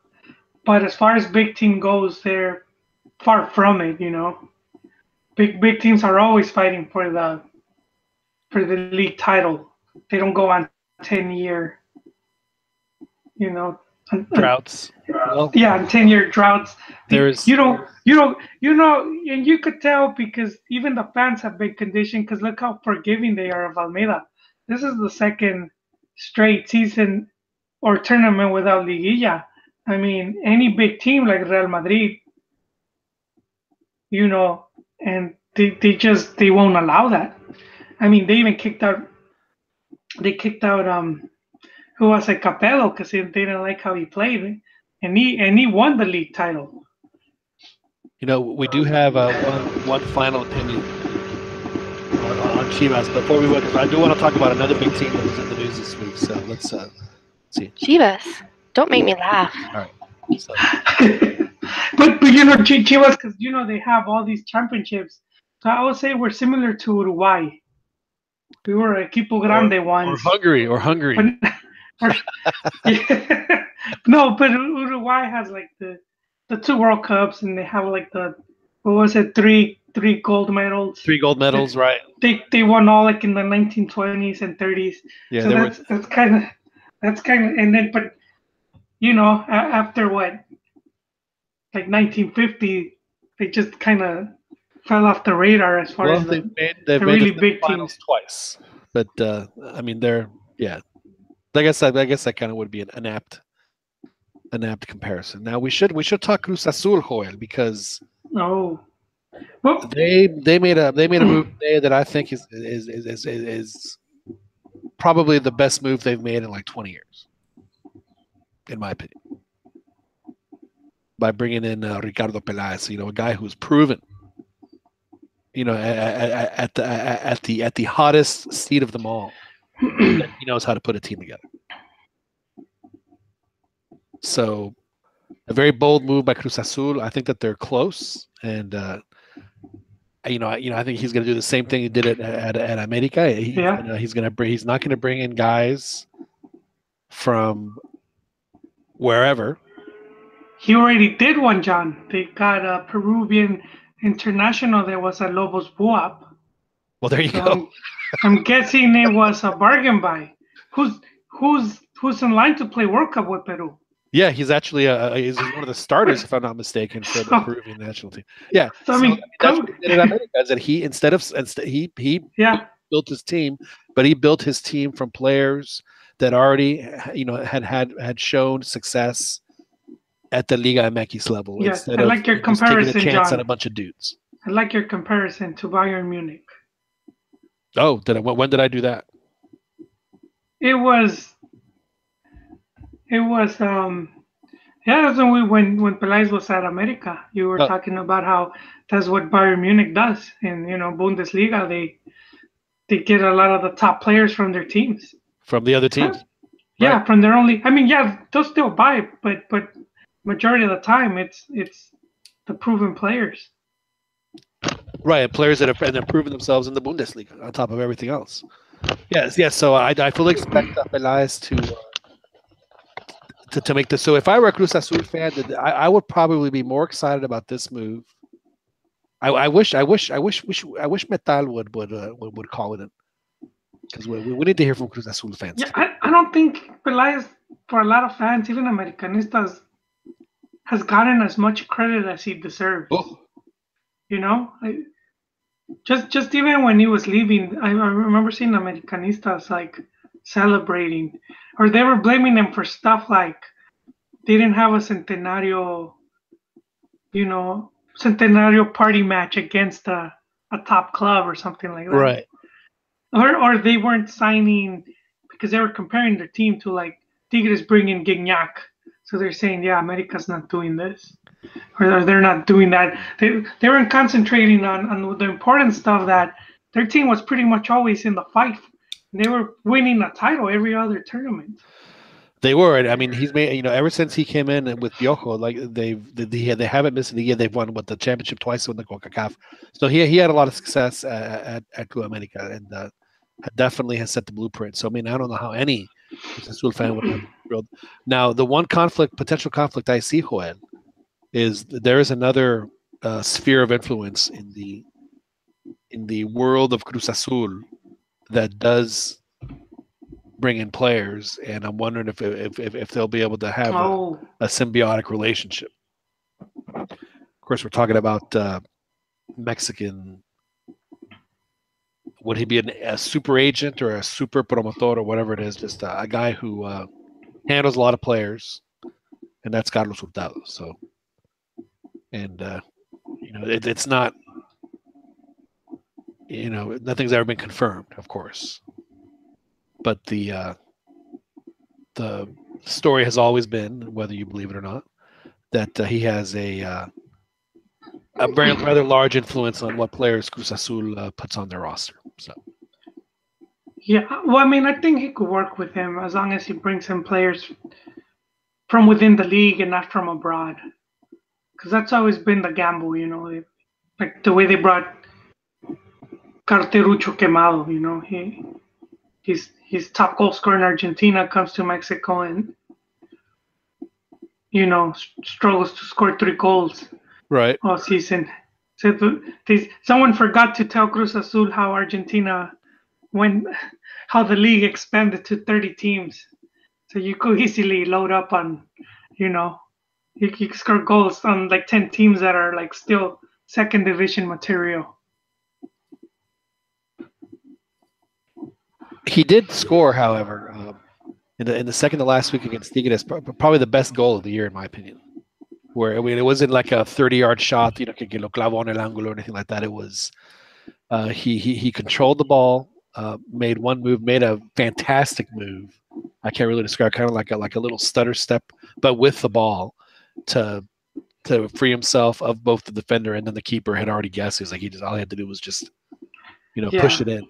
It was outstanding, and it was like, man, if this guy can do this, not a goal like that. Obviously he has a mind to score. It's like what has been missing in his game to make him play like that, because it was an outstanding goal. Well, who knows if Cruz Azul will keep him? I mean, it took him long enough to wake up, Right. But so who knows? Who knows what they'll do? Now they have been, and another recently they've had a dry spell, but in my opinion, at least since I've been alive, I don't think there's been a team that's been more consistent than Cruz Azul, and we're talking, 40 years. So I think Cruz Azul. There's a reason why Cruz Azul has a lot of fans, because they have been winning a lot for a long time, and that's like they're going on 3 generations of people seeing their team be somewhat successful. So it's good to see them hopefully get back into the back to their winning ways. Because the reality is, I do enjoy playing this. I'm afraid I just blew myself. But at some point it becomes a sad joke, and we just can't do it anymore. So hopefully we will be able to retire that. Yeah. An interview with Pelais just a while ago, and he seems really, really excited and really confident. So that's a big change that I've ever seen about anything Cruz Azul. So yeah, I see some hope maybe for them. Yeah, there's definitely a light at the end of the tunnel for Cruz Azul. I hope that and again, Pelais to me is the guy. If he can make Cruz Azul work, then we're talking about like a director of national. That's the guy you want to bring in. And he was highly touted because he had a lot of offers. He was just waiting, waiting to see when the right one came along. No, it's definitely a good move for. He gets to stay in Mexico City. I'll tell you, if Pumas made that move, I'd have been thrilled. Seriously, I would have been. I would be too, John. If he replaced el Lambe, what do you call it, el Pelagatos de Vergara, I would be happy as well. Did I say Pumas? I thought I said Pumas, not Chivas. Don't tell me. No, I'm saying I would be happy too. We have the giraffe. Oh, but... I thought that you were being happy that if Pelais had gone to Pumas, I was like, well, thank you. That's very honorable of you. No, I am. Well, I am glad to see him working because I think we don't get to see a lot of like Mexican coaches or GMs or stuff like that. Right, and then Rafa Puente was hired by Querétaro, so he'll have his 10-game trial coming up. In the upcoming season. I wish I was kidding. Yeah. Oh man. I wish I was kidding. Hopefully it'll work out for him. So Turco left Monterrey. Monterrey fans have just. I was hoping that my friend, the Regio Desconsolado, would call in, but he hasn't called in yet. But we really. I do have another version that we can play. It's just awful. Just awful. Also, dedicatoria to the senator. We haven't forgotten him. That's right. And of course, to all of we have a lot of Tigres fans that listen to us. Yes. So we do want to send our heartfelt condolences to them for them to watch their team play just the most listless. It was a Copa MX group game, intense. It was. What can you say about the Tigres in the way? Chiquis, you're a plastic Tigres fan. How turned off? How turned off were you by the way that Tigres approached the second leg of that game? Yeah, it's pretty bad. I wasn't amused by all of this. I understand playing defensively. I do. I think and especially if you have a 2-goal lead where all you have to do is, I get that. That's fine, but to the lack of intensity is what I don't get, Chiquis. What? I think it's sort of part of it, not really overconfident, but sort of an air of superiority where they have all these players, and it transmits from players. And I think one of them is Nahuel. He's always been, really arrogant in the way he plays. And the scary part about it, Chiquis, is that, we talk about, how is it that Tuca loses all these finals? I was watching Univision Deportes, and they ran the 10 worst goalie gaffes by Nahuel. The fact that you're a goalie and you have 10 to choose from should tell you something. But more half of, if not more than half of, I don't know the exact number, but a good number of them were gaffes that he made in Liguilla in finals. Just these boner moves. And a classic brain shart, you would. Yeah, there's been plenty. And another thing is, and this is going to insult your boy, but Tuca, just the way, and that's just his personality. I don't think it's arrogance or anything like that. He's even made some good responses after the game, but just like his stoic, sort of calm attitude during a lot of the games. Sometimes, not all. No offense, Chickies, but the last thing I would call Tuca is stoic. He gets very fiery on the side. I mean, you may not see it, but he will. He does. But he like he's falling asleep or something. Well, No, I do think Tuca is he's married to his ways. He has his system. He's played a certain way, and he's as much as people want. Go ahead, let's finish. No, that's what has worked for him. I had said it a while back because Tigres to me should be more dominant than they are. No le voy a discutir con usted. And so I had said it. They need another coach. I think Tuca's given him all he has, and he wins another league title soon after. So I mean, I am a card carrying Tuca apologist. Now I'm not going to apologize for Tuca for the way that they came out because they were flat. And for Liguilla, I mean, I understand that they're professionals, and Tuca's, I'm sure he's like, boys, you know what to do. I'm sure that was the motivational speech that they got from him. But there really is no excuse. I mean, play defensively, but be aggressive. And the minute you dislodge them, deep in your end, look for that counterattack. They just weren't doing that. They were dispossessing and just maybe just kicking it wherever and just. They were playing at 3/4 speed. So I do blame Tuca for that. I will not blame Tuca, however, for Nahuel Guzman's ridiculous gaffe that he had to let that goal should have never been scored. I mean, that was a routine stop that he makes in his sleep.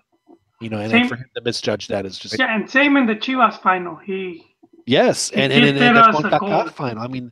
People say, why didn't Monterrey win more titles? I mean, point to that. I mean, that guy has been responsible for at least 3 finals where was, one of his mistakes led to.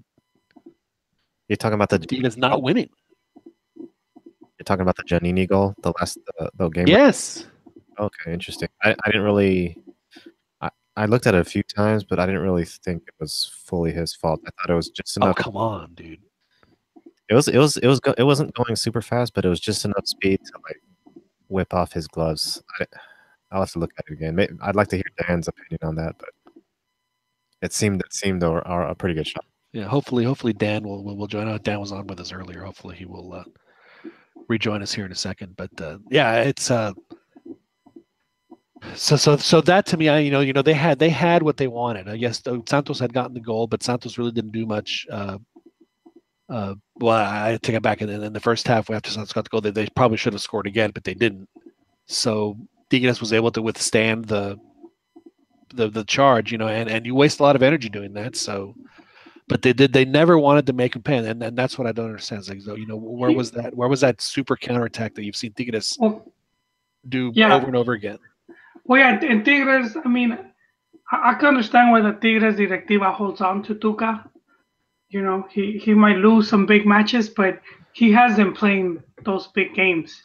And I know a lot of people could say that they spend a lot of money on top transfers, and Tigres had done that before, and were nowhere near as consistent as they have been.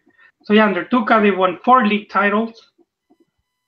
They won 1 Copa MX, 2 Copa de Campeones, and an Interliga, now defunct Interliga.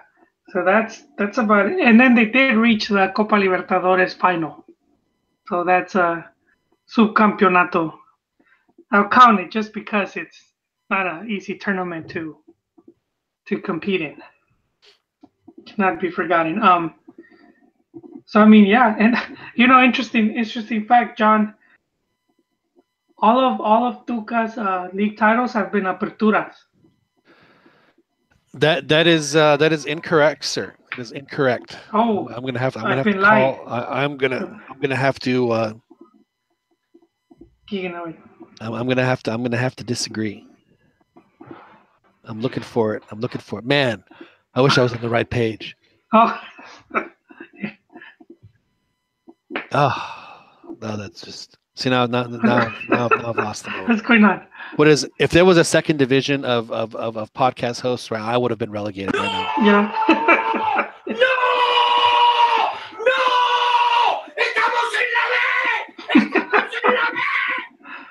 That's what happened because I can't find this.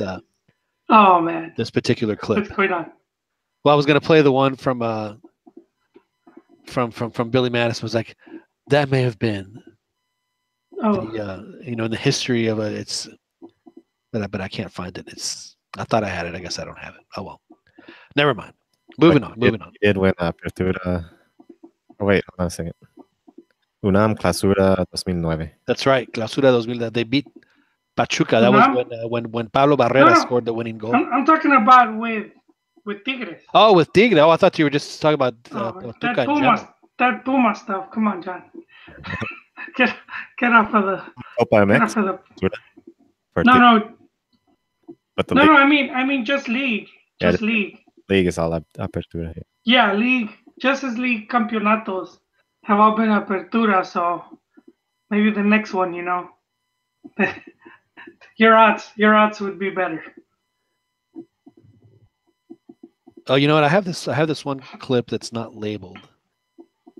Did I play it last week? Let's see. I don't know what. I have no idea what this is. El América es una mierda. Oh, I forgot about that. Oh, that's terrible. I should have played.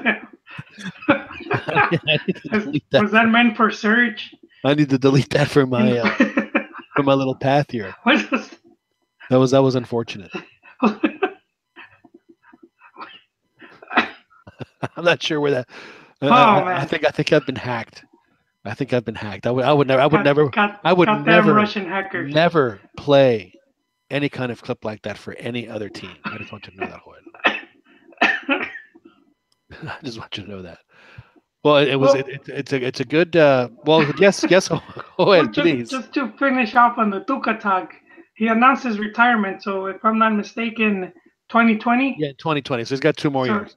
And he's staying in Tigres, where, as I said, El Inge and they really like him there, and I could see why. So, but we've seen some fans already have lost some patience with the Brazilian. But I'm sorry, but I mean, no offense to Tigres fans, and I know we have a couple of Tigres fans listening to us, and a shout out. Who was the guy that reached out to us? El Bobby. Chiquis. Eduardo. El Bobby. We had a few. Eduardo D. Well, a big shout out to Eduardo D for that. He's a big fan of the podcast. And also Bobby. And Bobby, big Tigres. I think one of them was has married into a Tigres family. Is that correct? He went the Ralph Schneider path. He did. We need to ask him if he was Monterrey before that. I did the one of those CantinaMX games. I was the spotter on the field for the one in San Antonio, and I was walking after the game was over, and I was walking to the parking lot. There was a lady pushing a baby that had a Tigres, and I was like, it's a little too early for that. And then the husband's like, tell me about it, and he pulls out his wallet. He has a picture, shows me a picture of him in his Monterrey shirt. And I was like, dude, I don't. It's like I don't want to get involved in anything going on over there. Well, I say Monterrey takes the prize, man. When they do the close-ups on the female fans, I think they take the cake. There's a lot of that's the fresas. A lot of informed opinions that say that Monterrey does have the prettiest women in Mexico. They do, man. I used to take pride. There used to be Chivas a long time ago. Even Bracamonte's daughter was Miss Mexico. But that was many years ago. It shifted, John. It has shifted. So what is going on with Monterrey? Another team that was just obviously they're in right now negotiating supposedly with Chivas. So they lose to Tijuana again on just an unlucky goal, and then but another listless performance by Monterrey, and then they lose their coach at Turco. Mohamed is no longer the coach of Monterrey, so we're not going to get that the very sharply dressed man look that we had grown accustomed to seeing from Turco. And, hey man, he lost 2 really tough finals. The one against Pachuca, where they were clear favorites, in stoppage time of the second half of the second. And then to lose to Tigres is just wow. There was a tough one. Speaking of that, Joel, I'm sure you're aware that there was another final that was played at Monterrey Stadium that Tigres won in the Liga MX Femenil. The Tigres' women's team beat Rayados again. That a crowd of over 50,000. So that is now twice now that Tigres has won a championship on the Tamaleros home soil, where Monterrey still has yet to win one. So Tigres has won more championships in Monterrey Stadium than right now than Monterrey has. That has to be a bitter pill for Rayado fans to swallow. And it is, go ahead. Well, yeah, I'm saying it's going to be interesting how both of those teams are going to bounce back, from this, because to me this is the one big descalabro and is not being talked to as much. Those are the two strongest clubs or the in the league, and they just underperformed. They underperformed in the Liguilla, and that's always the what is the barometer for a fracaso of this type. So where these teams should they have made, was it final or bust for these two sides? Yeah, considering who they played, I would say they were both favorites to win their matchups. And is losing a game in the Liguilla before a World Cup reason for a fan to curse out the guy, rip his shirt off, and burn it for the whole world to see? He threatened to kill him, John. Well, that's even worse. That was, yeah.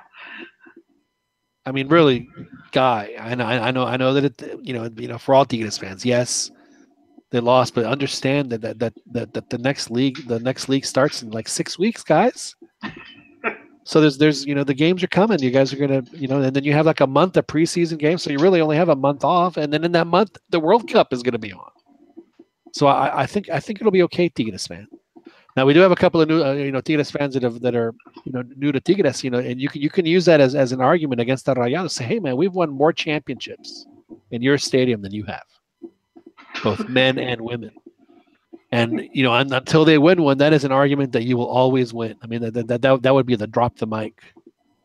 You can walk away from that one, or as George did, I'm out. And walk out. On the other hand, you also have a lot of Chivas fans in the past few days wanting to abandon in Rayas. Oh, Pizarro. That's social media, though. Well, so is the old dude. Oh yeah, that one dude, yeah. But it's the whole don't buy these products. Well, let's talk about. I was hoping that Rigo Raton Ayala would join us because he is a pizarrista, as it were.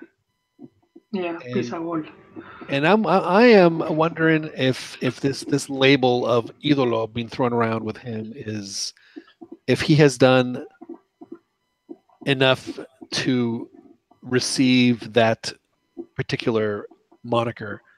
I'm an old school guy. I believe that if you're going to call anybody any kind of deification term like that, then they have to be people that have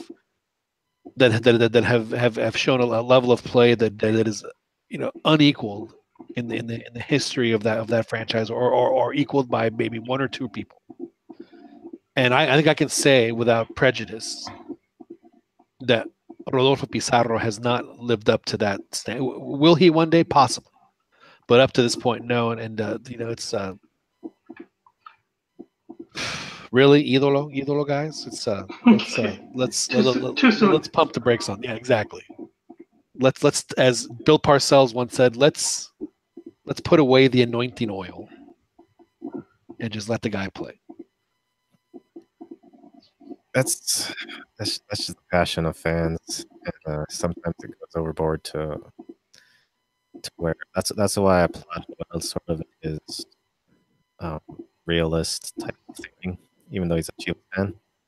Some guys are so much Chivas that just, I just think Pizarro and what's his name, trophies are like should be at Real Madrid right now and are better than Cristiano and all this stuff.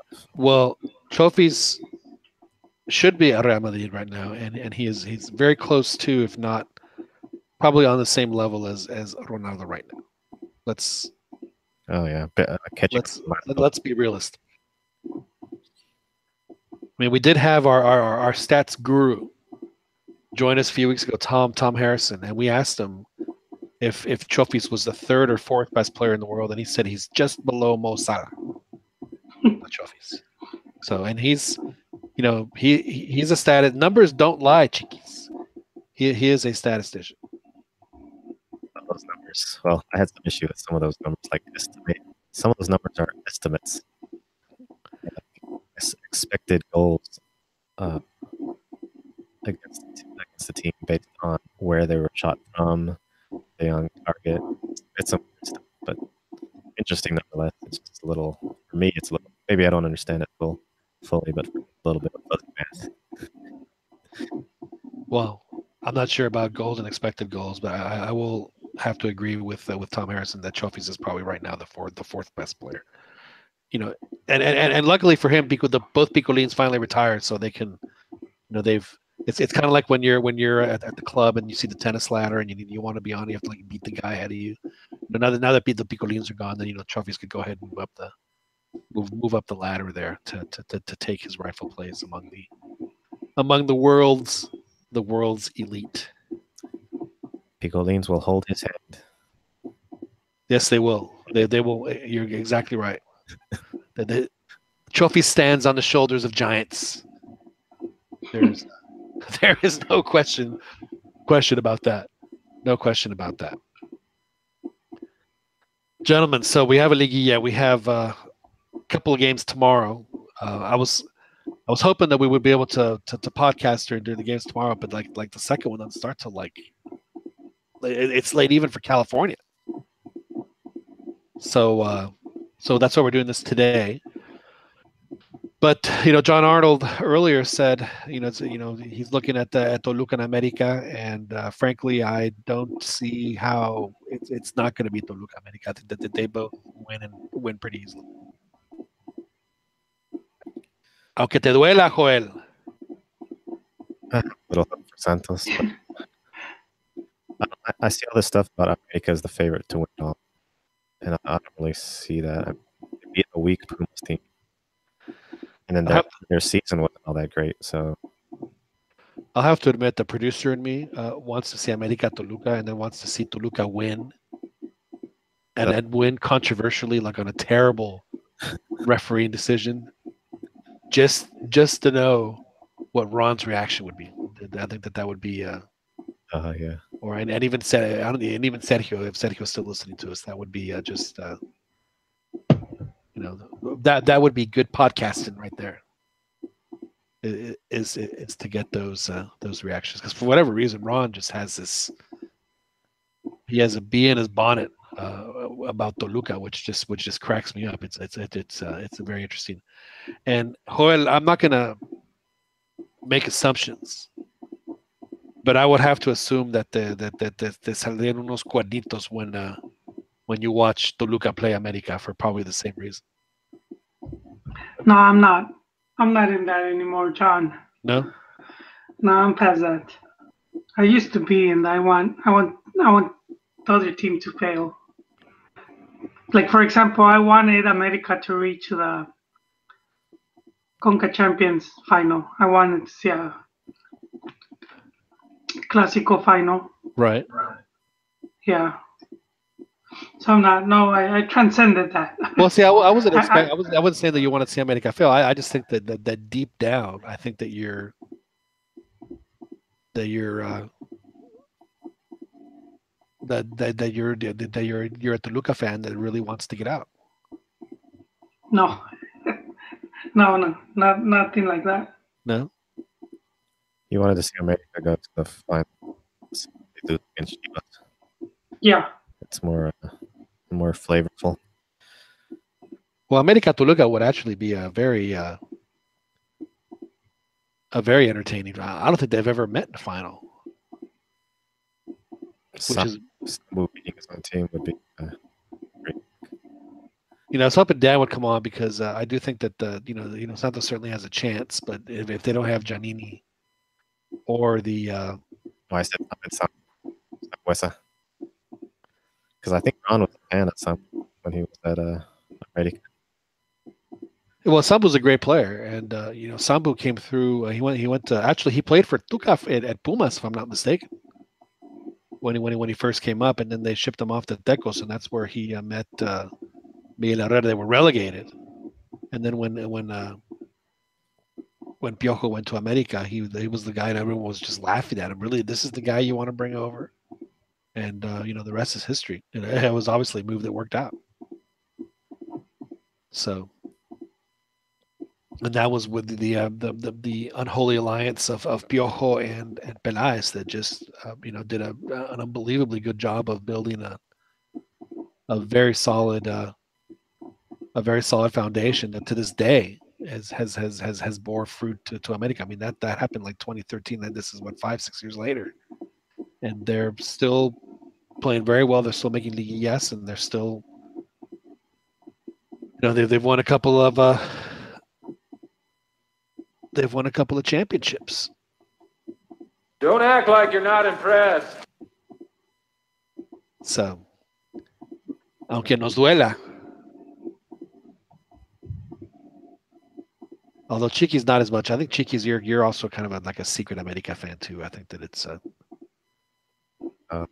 there's some times when I yeah. Cuando le pones la crema a los tacos. Yeah, a little bit. Not too much, but certain depends on the situation, opponent, lots of things. So, do you who do you think is going to advance then, Chiquis? Do you see an America Toluca final, or do you think it's going to be Tijuana or Santos that breaks through? I think America could break through. Might just be the influence of the news and social media and everything. I still think that America isn't playing all that great from the regular season. And then Pumas might lift and things like that. But I think this is going to be a tough match against Santos. But if they do pass, I think it's going to be pretty hard. So you were breaking up a little, but you're saying America, but in a much tougher tie than people think is going to happen. Yeah, America is going to have a tough battle against Santos. But if they get to the final, they're going to get spanked. Spanked. Chiquis calls a Toluca spanking. We'll have to look that up in the Urban Dictionary. A Toluca spanking. I wonder if it. Might have other meanings. What about you, Joel? What is your prevailing thoughts on these upcoming games? Yeah, I see Toluca winning the series over Tijuana. There's a team, and they've been together much longer with Cristante at the helm. They already tasted some defeat in the cup against Necaxa. So it's one of those learning. So I give them the edge, and then I think America Santos could go either way. Now, one thing that probably gets lost that people won't really think about in the Tijuana Toluca series is Tijuana plays at sea level. Yeah, and they're going to play the second leg in Toluca, which is the highest stadium in Liga MX as far as altitude. So if Tijuana has to chase the game, good luck. Yeah, and America also closes the series, right? They do, yeah. So the first game is going to be in Torreon, and then the second game which is very, very, very fortunate for America, because playing in Mexico City at 7 o'clock is nothing compared to playing in Torreon at 7 o'clock. Yeah, well, see, and that could hurt Santos, just because I think the tiebreaker is in favor of America. Well, yeah, but I don't think they have the. I could be wrong, but I don't think the away goal. The higher, well, the away goal for sure, but the second tiebreaker in the quarterfinals was the higher. Oh, it's not anymore. Higher in the tail. I think that it's going straight to extra time if it's. Yes. If it's tie, I believe that's the case. I believe that's the case. I could be wrong. It's still a big advantage closing at home. If I'm not mistaken, the America already beat Santos at Azteca. They did. It was like 2 weeks ago. It was the last game of the season. So I mean, I think I'll put them as slight favorites. I still think that match could go any which way. But it's I think of all the coaches right there in Liga MX, Piojo is the most experienced. Oh, he is at that for sure. There's no question. Yeah, Santos guy is his first, it's his first shot in Siboldi, and he's done a really great job. Cristante hasn't been around that long, but he's been doing really good. And then who's that? An Argentine guy for Tijuana? I'm pretty sure. Yeah, he just arrived recently, if I'm not mistaken. So, but I think these little details a lot of times count. They do, and colmillo, that we call colmillo. Right, and America has that in spades, probably more so than anyone else left in the. I mean, that's really well, except for Toluca, because the player that has the most colmillo left in this tournament is Sambuesa. Sambu, and he's gonna be in his old home. So yeah, I would say that's the favorites to be in the final will be Toluca America, but I still think Santos has a good shot. So and you would not be surprised to see Santos. We were talking about we talked about it in this podcast, John. Remember, we were telling Danny Boy that the final could be Saints versus Devils. That's right. That's right. Yeah. And the last time that happened, Chepo in penalty kicks prevailed. Yes. The Devils, the devil did it in that particular final. That was like the Bicentenario final, if I'm not mistaken. Yeah. In fact, both of Chepo's championships at Toluca were both won from at the penalty spot. So yeah, so in the final, away goals don't even matter in the final. If it's tied, it goes to extra time. Period. Okay. Yeah, I believe that those and that's actually how it should be. I would even say that in the first round that the lower seed has to win the tie. They can't tie it; they have to win it. Yeah, in order to advance. Yeah, it's a really good matchups, and Santos America should be really entertaining. Santos has Tijanini, he was the league top goal scorer. He is, but he's also injured. He injured himself again. Yeah, he injured his shoulder. So, oh man, yeah, private area on that goal. So is he gonna miss both games, or? Well, that we're still not sure. I'm not sure if he's gonna miss both of them or not. No, see, that's another thing about Nahuel did this ridiculous thing where he was quote unquote injured. He was writhing around like someone had shot him. For a good minute and a half. Of course, then he gets up and he's fine. And it was on a play where in no way would have ever been injured. And that's the kind of stuff he does. And to me, it's like, dude, just play the game. All that stuff does is add stoppage time to the end of the game. But did you see what he did also? I think it was in that Santos was injured, and he went and he pushed on the accelerator of the golf cart with the thing off the field quicker. Oh, that's right. He was doing like pretty much the opposite of he did earlier, like hypocritically. But yeah, that's the way gamesmanship. Well, to me, stuff like that. I mean, I understand, wasting a little time here and there, but to make big teatro. I mean, I remember in the Women's World Cup, in the semifinal between Brazil and the U.S., and Brazil was winning, and they were doing the same thing. Every foul, they would roll it around. I mean, every single time. So what ended up happening was, instead of the game being over, with 2 minutes stoppage, they added like 4. It was like 4 or 5 or maybe even 6 minutes stoppage time, because the whole time they were sitting. And guess what happened? The U.S. tied, and then they ended up beating them in overtime. All because they were writhing around like idiots, thinking that they were wasting time. All they're doing is adding time. They're not wasting time. They're adding time. And yeah, so for Nahuel, to me, I always think that if you're going to make big mistakes like that, then maybe this is a good time for Tigres to make a move at that position, because he's cost them at the absolute moment of truth. We haven't really talked Tijuana much on this show, and we probably should, because I know we have a lot of Tijuana fans that do listen in. But I'll be honest, that is a team that I just, for whatever reason, just do not follow in Liga MX. I'm not sure why that is, but it's just not a team that they're not on my particular radar. Chiquis, are Tijuana games appointment television for you? No, not really. They do get a lot of social media coverage, so I check them out a little bit. But yeah, it's not a team that I take seriously, unfortunately. But they play well. They're impressive, right? Well, they're in Liga MX to stay. I think that this is gonna be one of those teams that they won their promotion, and I don't think they're going to be going anywhere for definitely for the next couple of years, but for a while.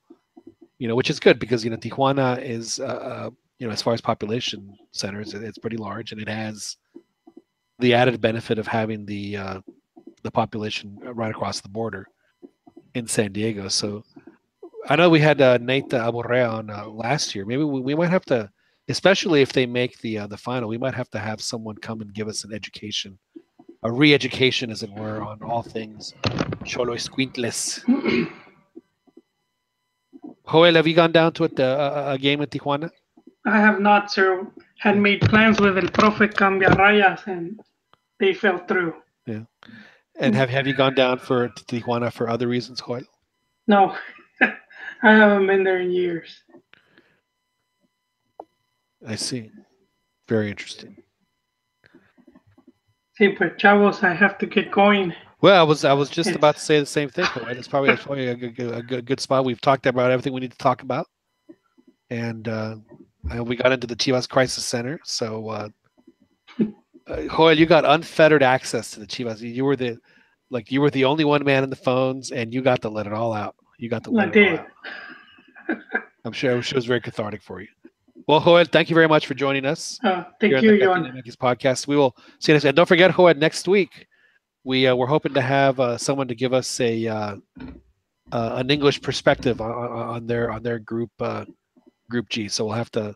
Nice. It might be Wednesday or Thursday. We'll see what day we can make that. So we might have another special Wednesday edition. Nice. Next week as well. So keep that in mind. Chiquis, time for us to go. Chiquis, do you hope that, like I do, that Diego Alonso might become the next Pumas coach? Yeah, that sounds good. Yeah, skinny jeans guy, right? No, Diego Alonso was the guy at Pachuca. He's been there and he was a former. He was a player when Hugo was coach at Pumas.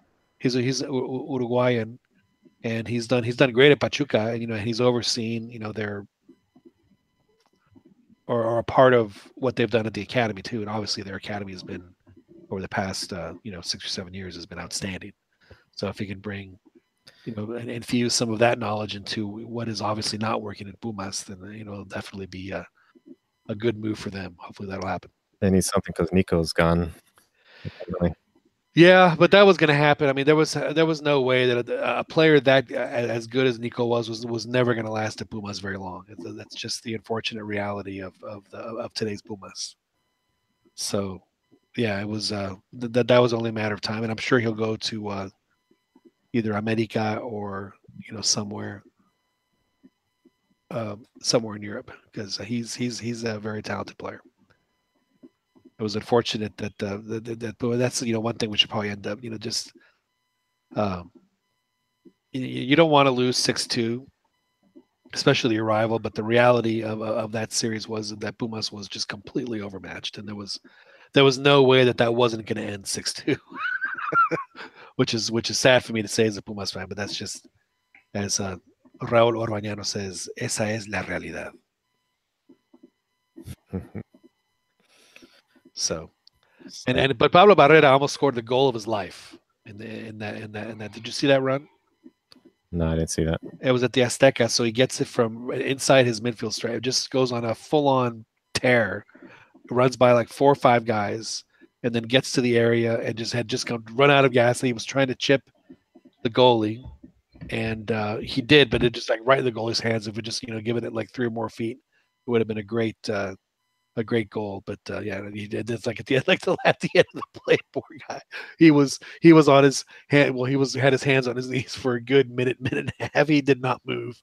I mean, it was a hell of a good. Right? It was an admirable effort. But again, Pumas just doesn't have the talent to compete with the top level teams in Liga MX, and hopefully that will change over the next year or two if they do bring in Diego Alonso. So hopefully that'll be the case for Pumas fans, because we.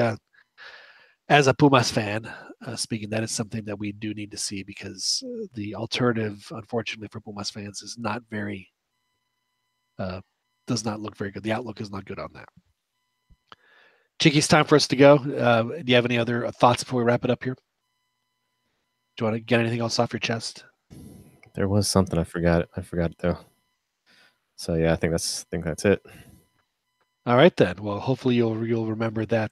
We should allow ourselves on our show, like our each have a final comment, and then we'll wrap it up. We'll start doing that next week. But like I said, we want to thank Jon Arnold for joining us here on the podcast a little earlier, talking Group B with Costa Rica. Just to recap what he said, very pragmatic. Doesn't expect Costa Rica to advance, but would not be surprised if they did. It just things have to bounce a certain way for that to happen, but it's certainly not out of the realm of possibility.